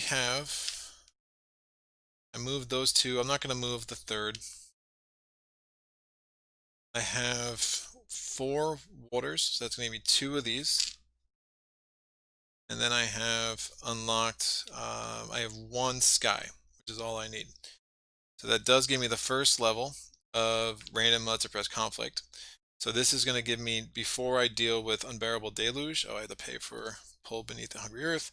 I have a defend 1 in land number 3, and or so defend 2 because I have 2 presence there, and I have a defend 2 in land number 5. And I'll make those the same die to make that better. And then what we're going to do is unbearable deluge. I'm going to generate 1 fear. I have to push 2 Dawn. There are no Dawn there. I have presence there, so I can use it there. I'm going to defend 5, and because I have 2 presence there, it is a wetland, so I will isolate that. Right? It's attacking 4 because there's 2 explorers there. I am going to do the same power here. It's going to do a defend 5 because I'm going to use one of my 2, play this again, make this a defend 5. I have to push these 2 Dahan. I will push them into land number 4, which is fine. And since it also is a wetland because it has 2 presence, I will put that there. Now that's not going to matter because I know that this card isn't sands anyway. But again, it's just what the card does. Yo. I have not done a multi spirit. I prefer true solo. I like the spirit. Do I ever play solo games? Oh, like multiplayer, not multi spirit. Yes, I played as 2 players a lot. I played as 3 players a bit. But yeah, mostly true solo. But yeah, I play Arkham. I play a ton 2 player, and I'll play this a ton 2 player as well. Maze Knight, I've only played a few times 2 player. Although I'm trying to get a cooperative a cooperative conquest, full conquest on the channel sometime in the next couple of months. All right, so I have this power. I've already done this, and we have a defend 5. It's attacking 6. I have a defend 5. It's attacking 2. So we'll see how this plays out. All right, we're gonna go to the. We're still healthy. We're gonna go to the event card. This last turn, yeah, that was last turn. Nothing healed anyway. So that was a fear card. Stages 2. If the island is healthy, it is. On each board, choose a land with cities and towns and ravage there. Wow. Well, that's a little gross. If the island is blighted, that's not blighted. So my defend would still trigger, and so I have a defend 1 here, but it's not gonna matter. Obviously, I'm not going to do it on the coast. So I'm doing, it's going to have to ravage there, which is going to destroy my presence. It's going to add a blight. And now we are no longer still healthy. Go to Blighted Island. Blighted Island, thriving communities. Immediately on each board in 4 different lands with cities and towns, replace one town with a city, or replace one explorer with a town. Wow. That was a really unfortunate 1-2 punch. Yeah, so I'm putting 4 fear on here. That could be worse, I guess. Not much worse. Do I have presence there? I don't have presence there. All right.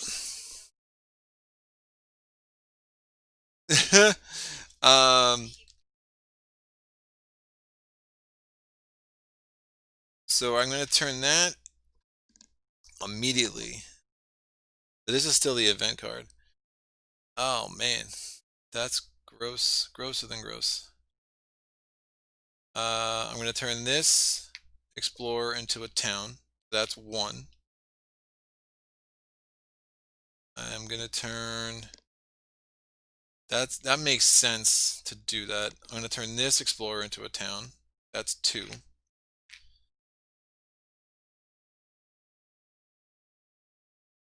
I'm going to turn this explorer into a town. Obviously do not want to turn any towns into cities. That is not kind of where I'm at. And it has to be 4 different lands. So I guess the option is I could turn this into a town, but then it's going to build a city, which I don't want to do. I guess that wouldn't be the worst. I don't want to do that there, that's for sure. Town and then a city.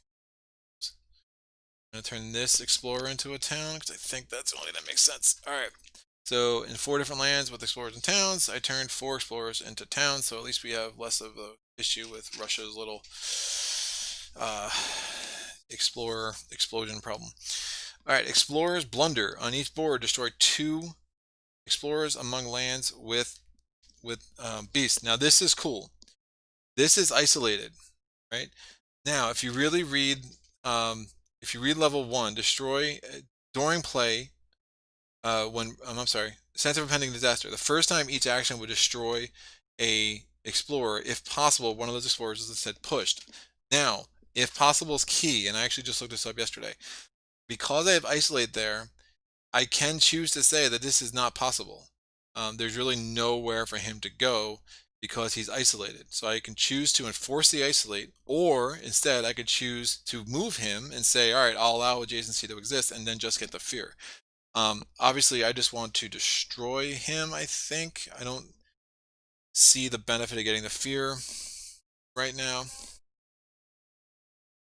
2 crystals for 1 spent card.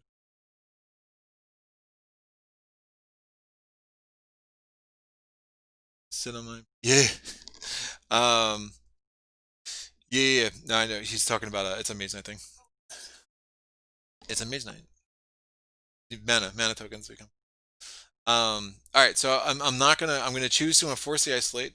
We're not pushing this, and I'm just going to destroy both of them again. So I don't generate the fear, but I allowed to just again clear out some explorers, give me some more options to push explorers to later. All right, coordinated strikes in each line with 3 or more Dahan. I get to do 2 damage and defend 2. So that actually worked out well. I could have read this whole card before, I didn't. So I turned this into a town.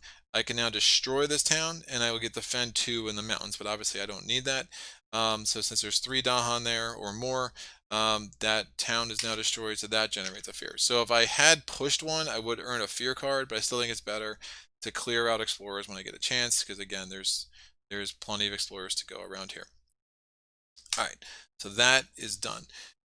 We're going to go to the Ravage action now. This is Ravaging 6. I'm defended 5, so we're good. This is Ravaging nothing anymore because everything's gone. We're good. We're going to build in coastal lands. So this gets a town. This disease prevents a build. And this also gets a town in land number 3. We now go to the Explorer card. The final card is Wetlands. We're going to get an Explorer here, an Explorer here, and the Escalator is going to kick in.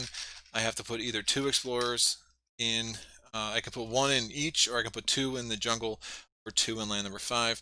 I'm gonna put 2 in land number 5 because it's the most accessible.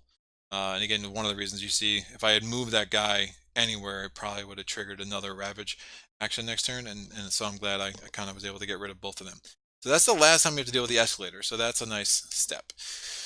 So now we need to figure out how we're going to make the most use of Pull Beneath the Hungry Earth. I'm going to be able to do it twice, which is good. So in the target land has my presence, I get 1 fear and deal a damage. If it is a sands or a wetlands, I deal an additional damage. So I want to do 2 damage in a land, in a wetlands or a sands that has my presence. Again, I just had to lose this presence because the event card made me ravage there, which was gross. But I can do 2 damage here.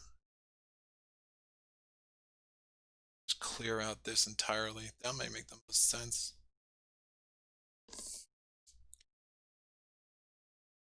Yeah, I'm going to do that. So I'm going to target this land, Pull Beneath the Hungry Earth. It has my presence, so I generate 1 fear. Then I'm going to do 1 damage to this. Then I'm going to, because it's a wetlands, I'm going to do an additional damage and destroy that. I do another fear because I destroyed the town. Then I'm going to use this to pay for this again. I'm going to target this. I'm going to, again, it's going to be a total of 2 fear again, or 2 damage again. So I'm going to generate a fear because it has my presence. And I would destroy both of these. But instead of destroying both of these, one of these guys is going to have a sense of impending disaster. Since he moved, I get a damage, a fear, and the other guy is going to be destroyed. All right, so that is the end of that turn. We are going to move on, and now we're going to the growth phase. Obviously adding 2 more presents. So I'm going to get actually 2 energy from the presence track because I just unlocked that little lovely area. The alternative is I get myself 3 card plays. I have enough cards that don't cost anything. No. All my cards cost 1. So, oh, but I will have water that I could turn into energy, but I have to waste 2 of my waters on that. That's a bad idea. So I have 2 of, I can move 2 presents, 1 each. I'm going to put these somewhere, and I'm going to play 2 cards, and I'm going to have a total of 1, 2, 3, 4, 5, 6, 7 waters. That's the case. If I gave myself 3 card plays, I get 1 less water, but I'll have 8 waters, and it kind of almost evens out. I think that makes more sense. Oh, but it's during the slope. I have to pick my card plays before. Right, I can't use this until it's the fast power phase. All right. So what I'm thinking is, could I use my water elements to have a 3rd card play, but then I could use this to turn that into energy, but that's not going to work because, again, you can't use these until it's a fast power phase, and by the time the fast power phase rolls around, you're going to have already picked your card plays. So realized why that was a mistaken thought pattern I was on, so let me figure out how I want to deal with this. The isolate token will come back. We're obviously ravaging here and here. 4 blight to mess with, which isn't a ton, but it's enough. We are 2 fear away from Terra level 2. Make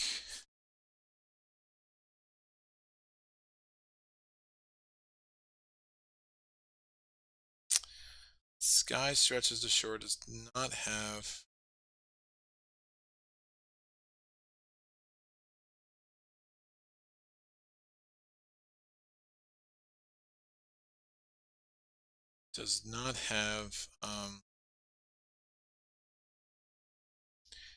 plant tag.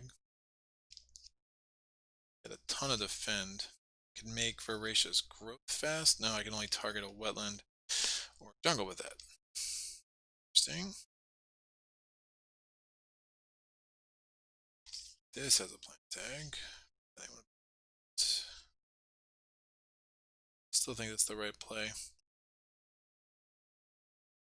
I'm gonna probably add a couple of blights here, but let's see if I can make the math work.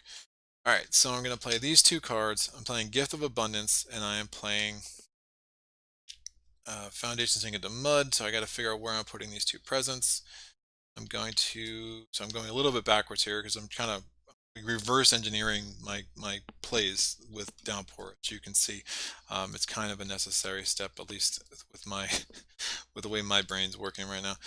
I'm gonna actually put one here and one here, and because I'm either I get defend or it blights whatever. But this is ravaging 8. This is ravaging 3, 4, 5, 6, 7, 8, 10. So this is almost guaranteed to get a blight. I will probably be able to defend the other one. This is building a city, which isn't ideal. So deal with that. I'm gonna move one presence here to give me some. Move one presence here to give me some options. Move another presence. I won't. I'm gonna let it go. Remember, these are now both wetlands as far as my powers are concerned. So I'm gonna play I'm gonna play Gift of Abundance. I'm gonna gain 2 energy because I'm gonna need it. And let me figure out, so 1, 2, 3, 4, 5, 6, 7. So I have 7 waters. So I'm gonna get 3 of these for the turn. Should be. And we're gonna have I have 1 earth, I have 1 sky, and I have 1 plant tag here and 1 plant tag there. So I'm not moving anything else. So I'm gonna put those aside. And I have 2 plant tags. So I have unlocked this level of Water Nourishes Life Growth. Actually, I have the second level of Water Nourishes Life's Growth, which is cool. And I have both the first 2 levels of Rain and Mud Suppress Conflict. All right, so I gained this 2 energy from that, and then I can add one of my destroy presence to a wetland. Remember, for my powers, because I have a Sacred Place in land number 2, that is also a wetland, so I'm putting 3 presents there. If I do the math for the defend already, I'm already defending 6 here because of Rain and Mud Suppress Conflict, and I'm defending 6 here. Now I know this is ravaging 8, this is ravaging 10. Yeah, if they both blight, I'm still okay, and I'll still have a Sacred Place / wetlands in both of those places. I am going to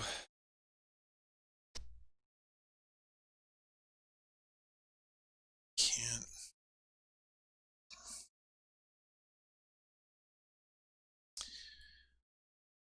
I still want it. I'm not going to be able to take full advantage of Water Nourishes Life's Growth because I'm not going to have a place. I want this presence still there. I'm going to try to destroy everything in land 6 in the slow power phase, and then hopefully I can do the same thing in land number 2 in the subsequent round, and potentially win this. Oh, I also have to discard 2 cards because I'm doing this one.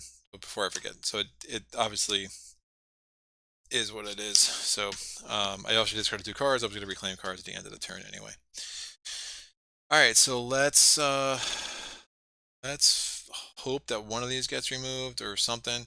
Otherwise, this might also blight, but we will have to deal with it the way it is. There's not much else I can do about that right now. My only other option is I could have added a presence here, and I could have had a place where there's 8 presents here, but I prefer to have 6, and I had to move a presence into that. Yo.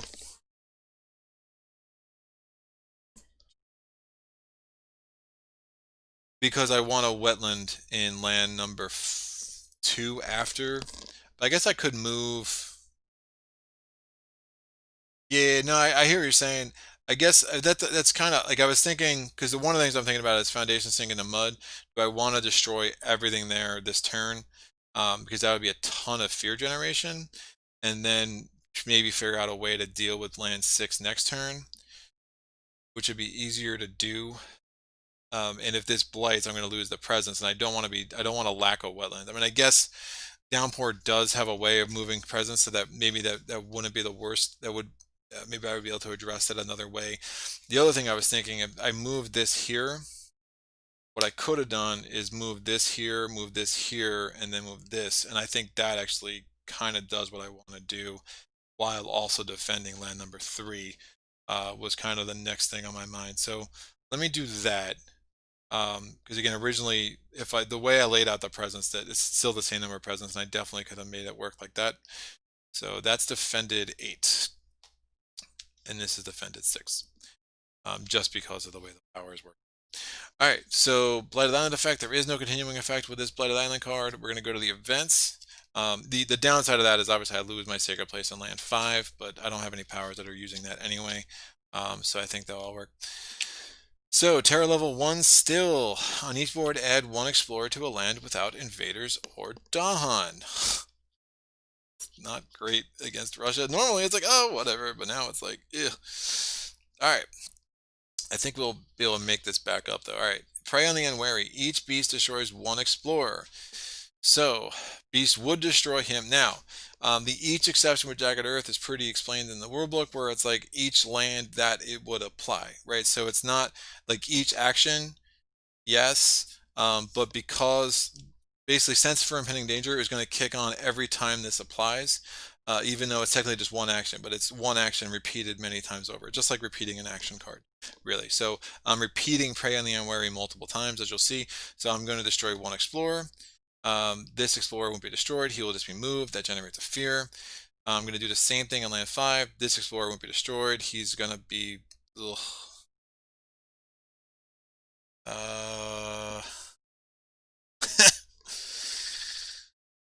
Wow, it's going to match everywhere.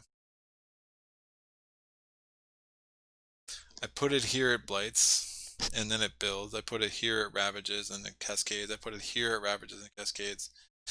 I put it here at Ravages and Cascades. Ugh.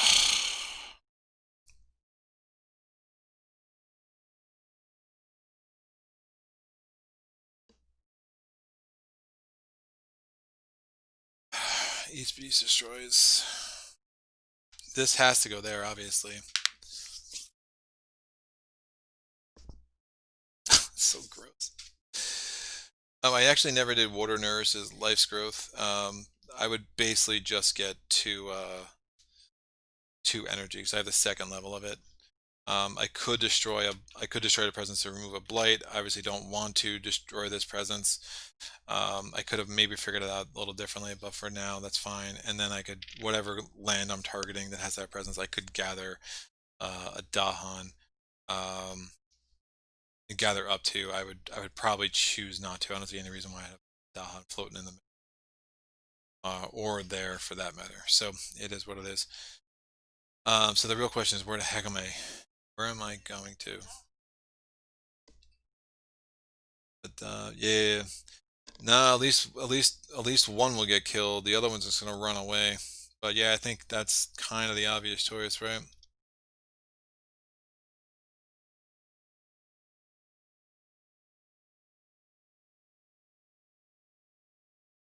Nothing. Nothing good. I will have another fear card, so maybe that will get us lucky here. We'll get one of those like defend 1,billion per Dahan. So that generated a fear, earned us a fear card.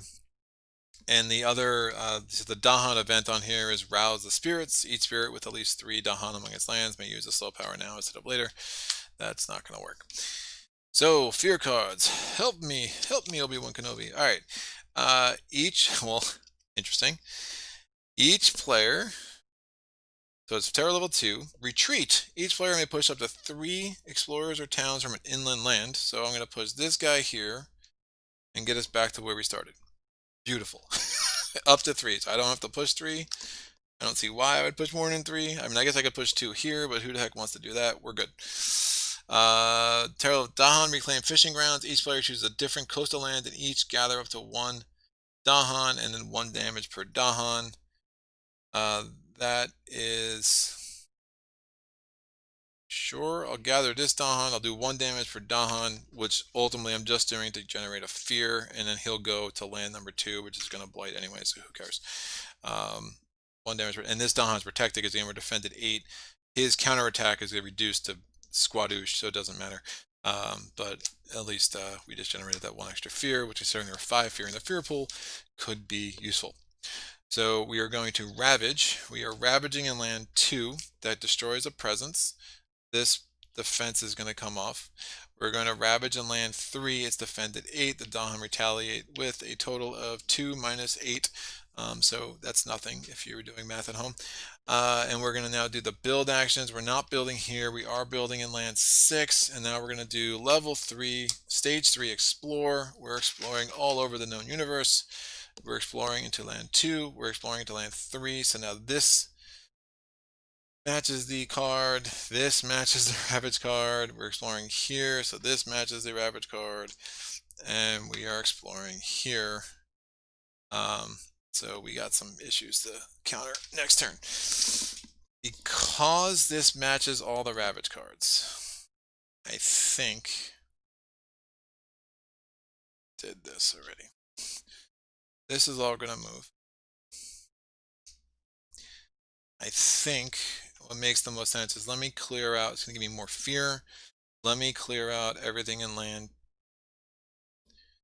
2 because I'm going to have to deal with land 6 anyway because it's ravaging as it is. So I am going to do Foundation Sink into the Mud. This is still a wetland because again I added a blight there, but that's one of the reasons I wanted the 3 presents.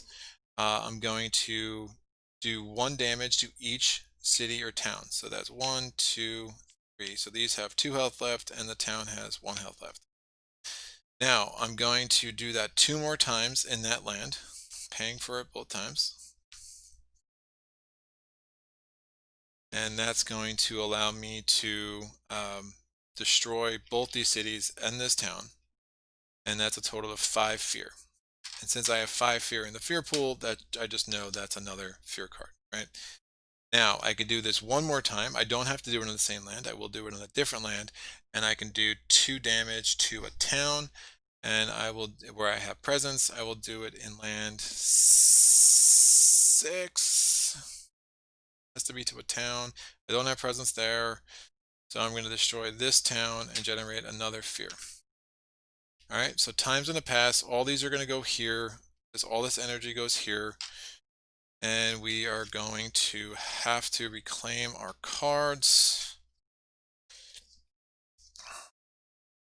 I will have a 3rd card play for the next turn. So these still all match. If I move 2 of these creatively,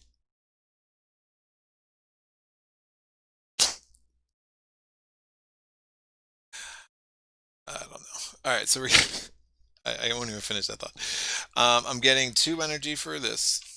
I'm gonna have to use that 1 card that allows me to do a slow power fast. I don't see a way around it.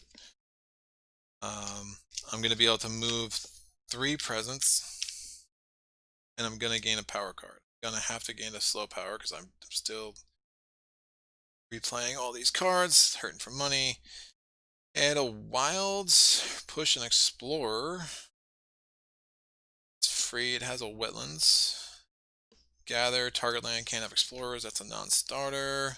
So Lore of the Unknown's a non-starter. Treacherous waterways I'm curious about. So basically target land is a mountain or a sand or a wetlands. It allows me to push an explorer, which will basically allow me to push these 2. Growth 3 a bit more.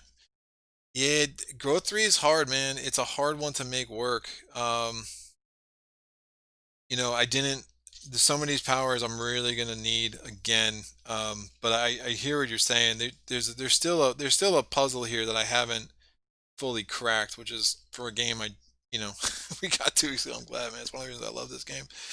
All right, so I'm looking at Treacherous Waterways. I'm liking this one.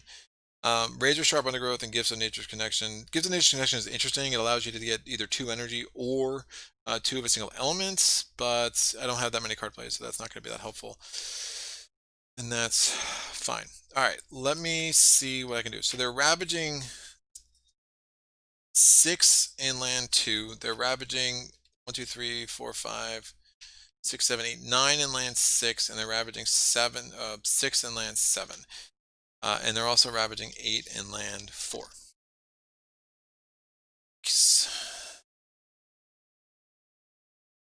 Don't know now.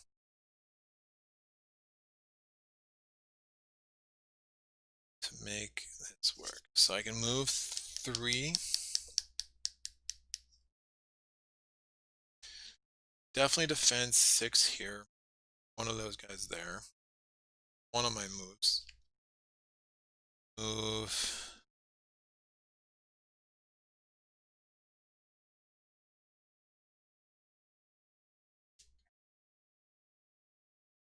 Yeah, but the extra cards aren't helping me right now. And the 1 energy isn't everything. Um,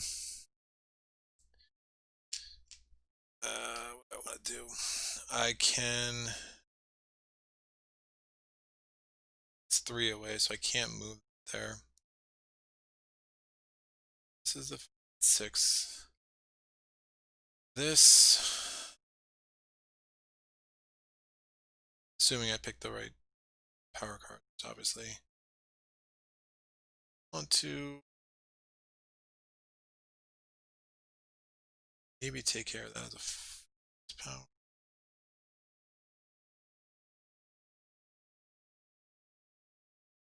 I'm gonna move these other 2 here. That gives me a defend 4. Range. All right, let me see what I can do. So I've moved everything. Gaining 2 power cards. I already have the air from there, which is strong. Yeah, I mean, I already have 8 cards, dude. I'm only playing 2 a turn. I mean, I'm with you. This discard. I mean, getting those extra. If you really look at the extra damage I've been able to do by repeating powers, um, there's definitely a few different ways you can try it. It just, I really think that Blighted Island card was especially harsh. That just having to add 4 more towns on the board was a little rough, for sure. But understanding where I'm at now, if I make something fast and understanding I can do it 3 times, 6.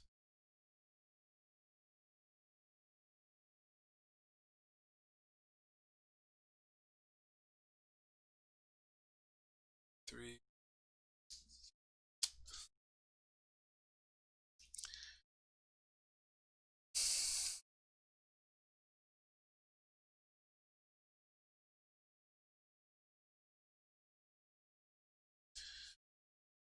Bending.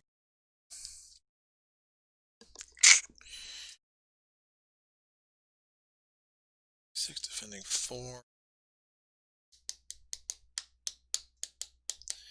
Unless I do crazy defense stuff.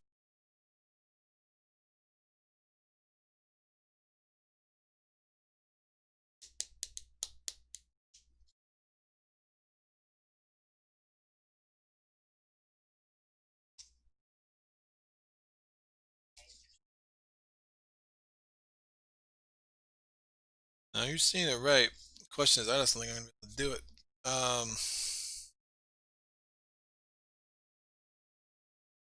Because if I repeat this, I destroy this, then I could actually do this twice, but I'm still going to be 1 damage away. That bill's going to be gross.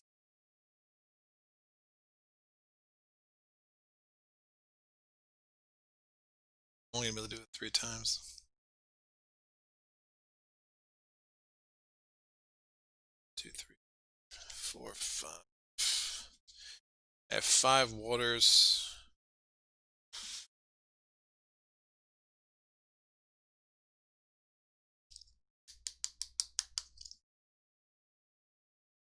Don't think.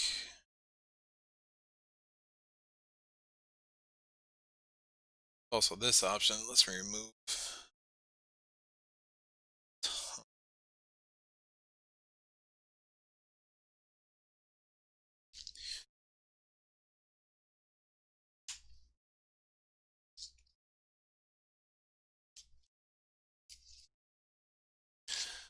Let me try that.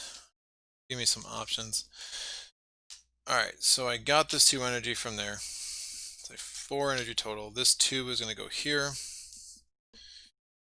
I moved all my cards, all my presence around the way I want to. So Sky switches to shore, I'm going to be able to lose use 1 slow power as if it was fast. I have 5 waters. I have 1 earth. I have 2 plants, and I have 2 sky. It's going to give me 2 of these. And we're good. What I want to do, I have this power here, the 5-1-2.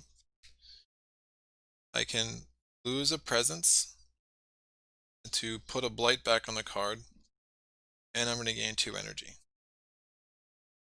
And that's using the water nourishes life's growth. So that's pretty strong for me. I have this defend, since I have the 1 and the 3 and the 5 and the 1. This is going to give me a defend 6 in land number 2. Going to give me a defend 2 in land number 4, which obviously isn't enough. It's going to give me no defend in land 7, and it's going to give me defend 2 in land number 6. Alright. Now, what I want to do is I'm going to do 2 damage in this wetlands using voracious growth. Because it's 1 away from my Ever Sacred Place. So this town is destroyed, and that generates a fear. I'm going to go again, and I'm going to do 2 damage in land number 4. One of these guys is going to get scared, so he's just going to go. Shoot, I'm back on this stupid predicament. We're ravaging in wetlands. Of course we are.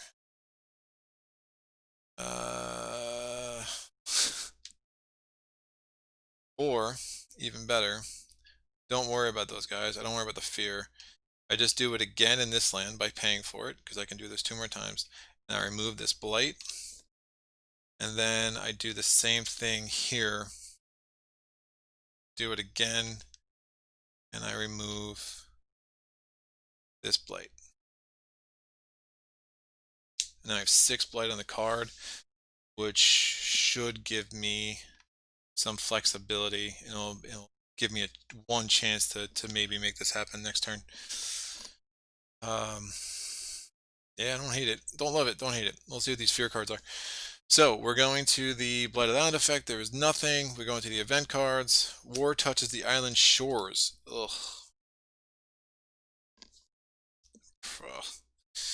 So war touches the island shores. Invaders from a different faraway land assault the ones here, torching farms and bombarding cities. I may allow the attacks on each board, discard the top major power. Coastal land with most cities and towns. Should actually be land 3. Defend reduces the damage. I'm actually defended 2 there.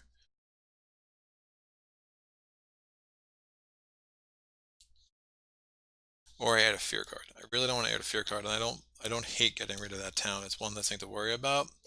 So we'll see what happens. Alright, with 6 blight on the card, I think this makes sense. 3 damage. I'm defended 2, so it actually does no damage to the land. It does no damage to the invaders. Oh, I could assign this damage to the explorer, but then I would make him move, which would be super bad. Actually, this is going to blight anyway, so fine. I'll just have him move there just to get the fear. And that will be fine. So basically the way war touches, so basically on each board I discard the top major power. It dealt its energy and damage. The energy is 3. I had defended 2 because, again, all my presence gives a defend 2. So it reduced the damage to 1, so it did no damage to anything. The land only got 1 damage, and the invader got scared away because he sensed impending disaster. He's very smart, that invader. Alright, so that's fine. The other option was I added a fear card to the fear deck, and I'm still holding out a little bit of hope that I can get through this 9 fear and get to a terror level 3, which isn't insane. Alright, so bees find new homes. On each board, push 1 explorer to an adjacent land without blight, 1 fear if invaders are there. Gotta be careful. Shoot. That guy's toast. This is ravaging, that is ravaging. So if anywhere I push this with invaders, he would be destroyed. And if he's destroyed, again, if I get two on there and there's only one on the board, I'm dead. If I get one on there and there's none on the board, I'm dead. So I'm going to have to push him here and not get the fear. And this guy, I'm going to push him here. He gets the fear. I get another fear card, but obviously I'm now going to lose one of my beasts. Reclaim territory. Each player may push one Dahan to an adjacent land, doing 1 damage there. I will do... sure, I'll do this. Oh, man. So gross. So I'll prevent that build at least. I'm going to do 1 damage here. He gets scared, moves over there. That was already going to basically destroy everything there. So that's fine. So he reclaimed land number 8, and I'll prevent another build that way. We go to our fear cards. I have 2 of them, terror level 2. Each player may gather 1 explorer into a land with cities or towns, or gather 1 town into a land with cities. Both of these have 4 now, so that isn't going to help me. I may do it. I don't have to do it. I don't think it makes sense to do it. Town. Yup, that's about it. That didn't help. Fear card. And then the other one is plan for departure. Each player may gather 1 explorer or town into a coastal land, defend 2 in all coastal lands. Also garbage. That's crazy. Well, yeah, it doesn't matter. If I had pushed, but if I push 2 of them there, then land 3 is ravaging. That level 3, it seems so innocuous when you first read it, but then you just realize how it messes up everything. So those fear cards were unfortunately unhelpful. All right, so we're ravaging. How's this going to work? So we're ravaging in land number 2, it's ravaging 6. I'm defended 6, we're good. We're ravaging in land number 4, it's ravaging 8. I'm defended 2. Dahan destroyed, presence destroyed, blight there. It does a cascade because again I healed that blight in the fast power phase. We're going to ravage in land number 7. Blight destroyed, all 3 Dahan are destroyed because it's ravaging a total of 8. Not blight destroyed. I don't know why I said blight destroyed. That's going to blight and cascade. Presence destroyed, but there was no presence. And then it's ravaging 1, 2, 3, 4, 5, 6, 7, 8, 9 in land number 6. Presence destroyed, beast destroyed. We put another blight on here, and that's what we got. We're going to go to the build phase. We're building towns everywhere. Town here, town here, town here. And town here. Nope, that's it. 1, 2, 3. And then we explore. We're exploring into sands and mountains. So sands now have 3 as well. I think I got 1 more of these. These sands are here. This sands is mountains. This is here, and mountains is here. Yikes. So we're ravaging in 6 lands next turn. That's fine. Well, that doesn't have anything, so only 5. 2, 3. I guess 4, because this sands is replacing the mountains, but they're building a city here. It's a little gross. All right, time's going to pass, and we'll see if I can pull a magical rabbit out of a hat here. So that goes there. I'm going to get these 2 off. I'm going to put them... Where do I need to defend? I have 3 card plays. Put a presence here. I'm going to put a presence here.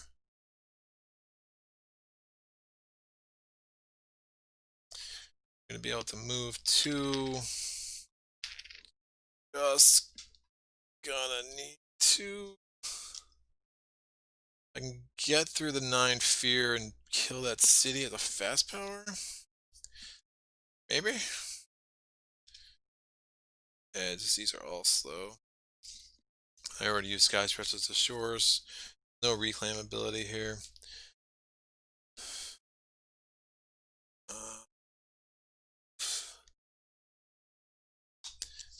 This is probably not going to happen, barring a super lucky fear card. I think I just go for some fear generation. See if I can't get lucky that way. So I'm playing 3 cards. I'm going to play Unbearable Deluge. Play. Only works. City. Yeah, we're 5 away. I have to play Foundation Sink into Mud. And I should play Gift of Abundance. 1, 2, 3, 4, 5, 6, 7, 8, 9. I'm going to forget 2. Discard 2, I should say. So I have 9. Is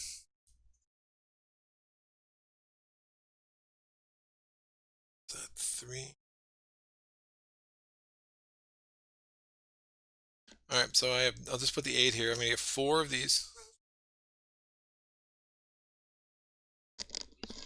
I mean, I'm not trusting on minor power to make me make this work, dude. And even I just want to have the major powers. I don't think there's a major power in the deck that's going to give me the 9 fear. But I mean, look. I mean, as far as the desperation play, I mean, there's definitely worse moves here.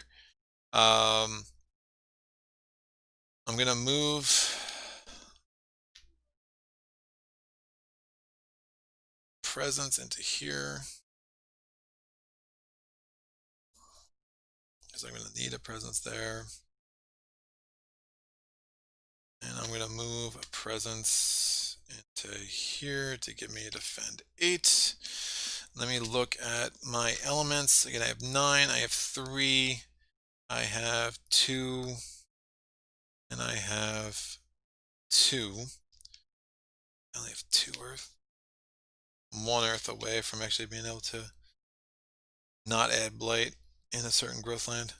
That's gross. Alright, so I have this defend 2 per presence. This is attacking 10. I'm going to give it a defend 8 and hope for the best there. Best I can do. To defend 2.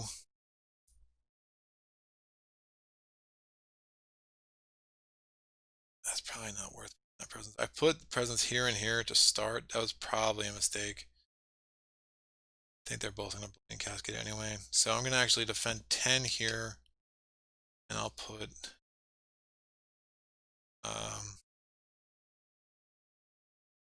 this. I'll just leave it in 1. That's fine. If I lose 1 presence, it's not a big deal.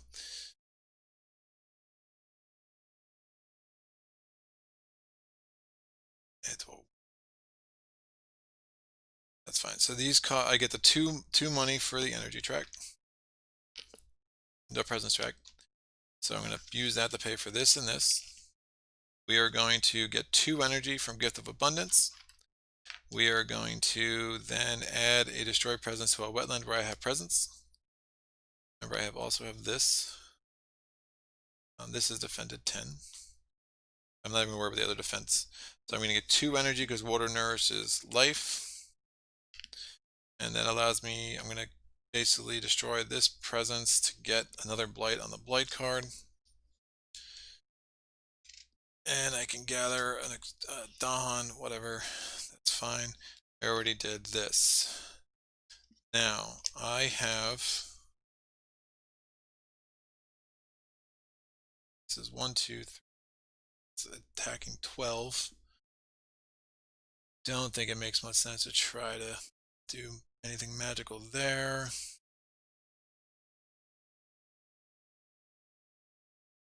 I left one of these, if I just put 2 here,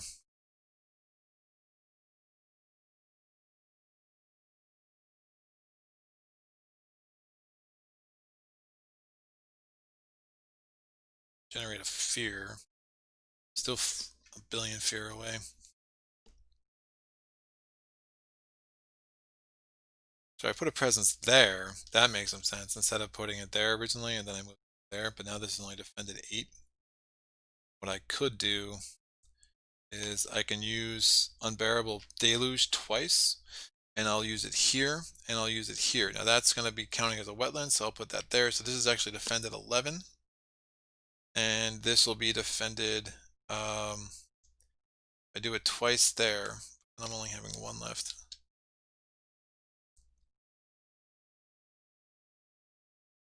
Oh, my presence is there, so that's already defend 2. So I'll do this a second time, and I'll defend 5 and land 5. All right, that will work. That will work, and will give me. I'm going to need to get a little lucky with the event card here, but I don't really see another path. As it is right now, I have 3 blight on the card, and it's about to add. We're about to add 4 to the board. So it is what it is. It's a valiant fight. Oh, so I get the 2 fear for playing that twice. If I play it 2 more times, I actually get 2 more fear. But that would be self-defeating because I really am going to need to play that. I could defend. Try that. I'll do it one more time. I'll get 1 more fear. I move that presence from there to there, and I'll defend 5 in this wetlands. In this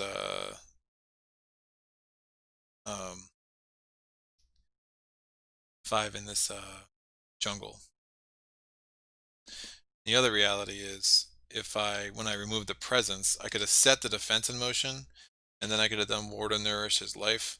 That wouldn't have brought that in, but I could have actually removed the presence and the blight from land 4. So it's all about math now. So I have 3 blight left on the card. The way it's going to ravage now, I'm only inclined to put 3 blight out. So if I get a little bit of lucky with some defense here, we have a chance to come out of this ahead. So this blight would have still been over there. All right. So we are going to do the event card and hope for the best. On each board, choose and explore a sacred place. Gather 1 explorer into its land and add another additional explorer. Oh, that's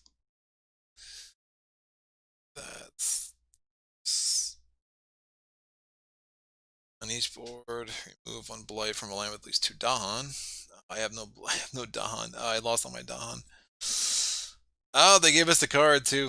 They really did. If I still had any Dahan there, if I had 2 Dahan, I would have been able to remove 1 blight, and then I would have given us the 4 blight we needed to get through this.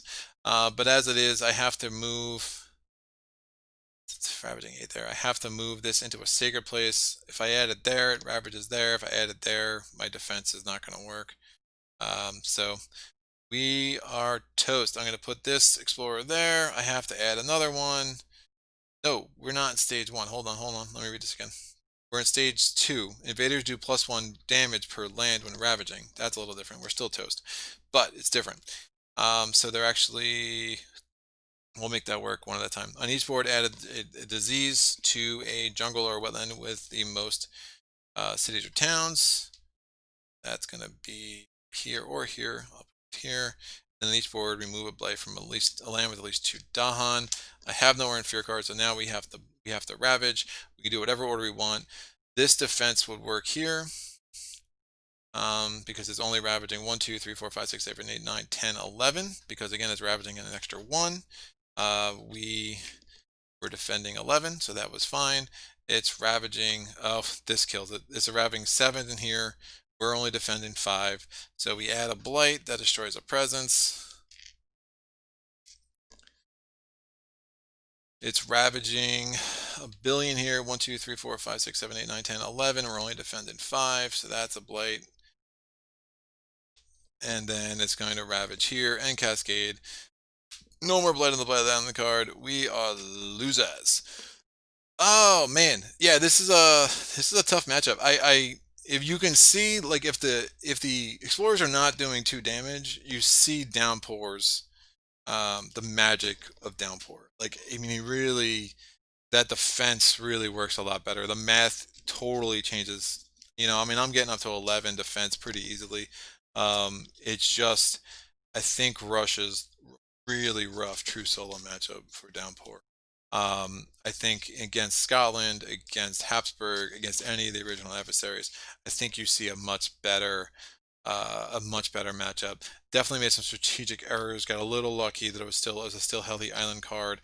Although, in a way, you know, if and again I flubbed that there too. If I had done, I think it was Lucas who said, Lucas or George, if I had done what they suggested, and went back and forth there. But then remember, the next land was a coastal land. We'd had three on each, and it would have been another nightmare to deal with.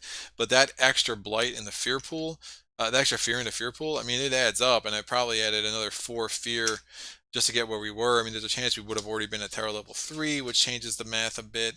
Had I survived, obviously we're building more cities. I would have been able to wipe out everything in land 6. Um, Man, we're building 3 more cities. Yeah, I just don't see how it would have come. The top major powers, uh, well, winds of atrophy and rust. I would have been able to generate a fear, replace a city with a town. I'm still really shy of terror level 3 though. I could have afforded that. I also had a wetlands. Um, Vigor Breaking Dawn would have been interesting, but again, all my Dahan got destroyed, so it would have been it would have been it would have been close. You know, we were right there. I think it just needed 1 or 2 other small things and a couple of strategic decisions. I'm curious to watch this back myself and kind of see, you know, what you guys are saying, because it's always different when you're in this chair. Um, See what you're, yeah, no, George, you're totally right, man. That I one of my openings with this with Downpour is I'll do the 2 presents and then the 1 presents, and then the gain a card, and then go from there. I have found the 2 presents gain a card, 2 presents gain a card a little bit more effective, just because you're getting those extra water elements, and I think that's so, it's just thematic and it goes so well with what Downpour is doing on the board, um, that it can be really a more effective way to play. I mean, I did do the gain.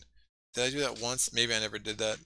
I'm trying to get played out. But yeah, you do end up, if you do the 2-0-2-0-2-0, you do end up getting presence out, more quickly, even though it doesn't necessarily feel like it. And again, having more cards in your hand isn't always what you need with Downpour, right? Um, you know, a lot of it is finding a way to get yourself where you have 6 water elements and enough money to play Foundation Sink into the mud 3 times, in a wetland, and then you can just wipe out all the structures. But again, with Russia, the biggest problem you have is now you're just dealing with all these freaking explorers, and they're just everywhere. Yeah, yeah, dude, I see that. No, man, it's a very mathy adversary. I really like the idea though. I like how, you know, all of a sudden, like, it makes you think about explorers so different in a way that the other adversaries are like they're just explorers, but Russia, it's like, oh crap, that's an explorer. Um, these big burly Russian men, right? So, that is what it is. That's part of the beard. I'm just trying to transform into a Siberian, uh, Russian, so I can, you know, take on some spirits on an island, I guess. But that is that. What's up, X Hunter Nerd? How you doing, man? Dude, I organized my Dawn of the Zeds, but that's about all I got to say about that so far. I've been busy with Arkham Investigator decks, and I've been busy with learning Jagged Earth. We will hopefully come back to Downpour before, you know, we all turn 80, 90 years old. I am going to, again, just trying to get the other spirits up. So Fracture Days against Scotland, on the 27th. That's going to be level 3. Then we'll see about moving up to level 4. I really still consider that my sweet spot, although I think with the new adversaries, that might not be true anymore. I think level 3 might become more my go-to. The level 4 upgrade is really significant. I mean, against Russia, it's like you start interweaving the invader deck. So you got level 2, level 3, level 2, level 3, and it's really bananas. No, very cool, very cool. So what do we got? 2 weeks. I'm doing a live playthrough of Mage Knight Shades of Tesla. That's been super fun to learn. I put that off for a long time. Finally got the motivation. I got the bug, to try to figure that one out. Very cool, very cool. Like it a lot. And then the week after that, I am going to do back-to-back live playthroughs because of my schedule. I'm going to finish off the Return to the Night of the Zealot campaign. This upcoming week on the channel, I'm doing a scenario from Jaws of the Lion. And then I think the next one I have that's edited and ready to go is a Gaia project, my third Gaia project video for the channel. So trying to keep it varied, trying to keep it interesting. But that's it. Any questions in the chat? Jam? One of that's third.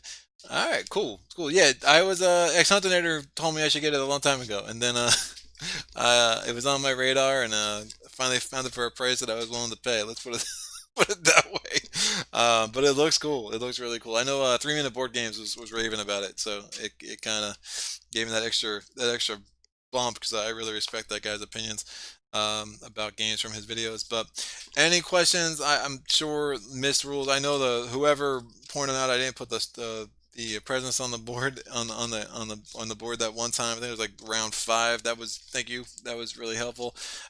Gave us a chance, but it's Russia, man. They're they're brutal. I thought Hasburg was brutal, and then I was like, oh, Russia, hello.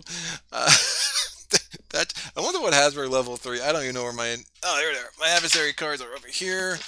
Hasburg level 3, according to the powers that be, is a level 6 as well. Maybe, I don't know.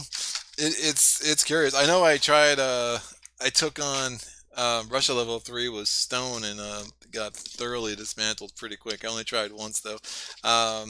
With Downpour, I was kind of like 2-2 coming into this playthrough, so I knew it was like one of those that could go either way. Just never really could when that window opens in this game where it's like you better win now, otherwise those stage 3 cards coming out and you got buildings everywhere. But I was probably what 3 damage away. Just had to get rid of that city somehow, and we were good to go. Just wasn't meant to be. Shades is tough, yeah, dude. It's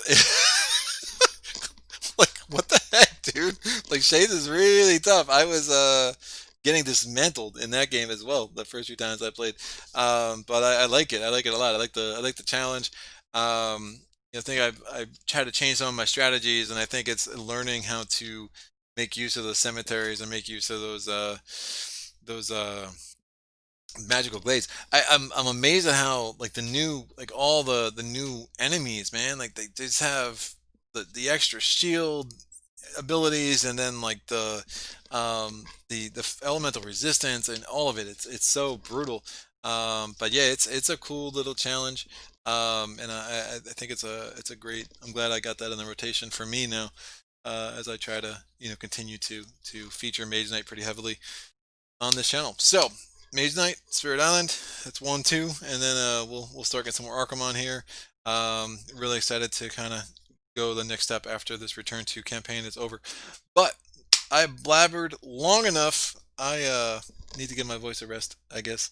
But any questions, comments, strategy? You'll really appreciate the chat bringing it hard tonight. Some cool ideas. Definitely need to rethink the spirit a little bit. But dude, this game's great. It's so great to expansions that make you have to rethink a game that you think is one of my favorite things about games. And it still feels like Spirit Island, but it's like okay, you have to get back to the toolbox and sharpen some of your skills for sure. But that's it. Again, always love doing these. I'll see you all in the chat, and until next time, happy gaming.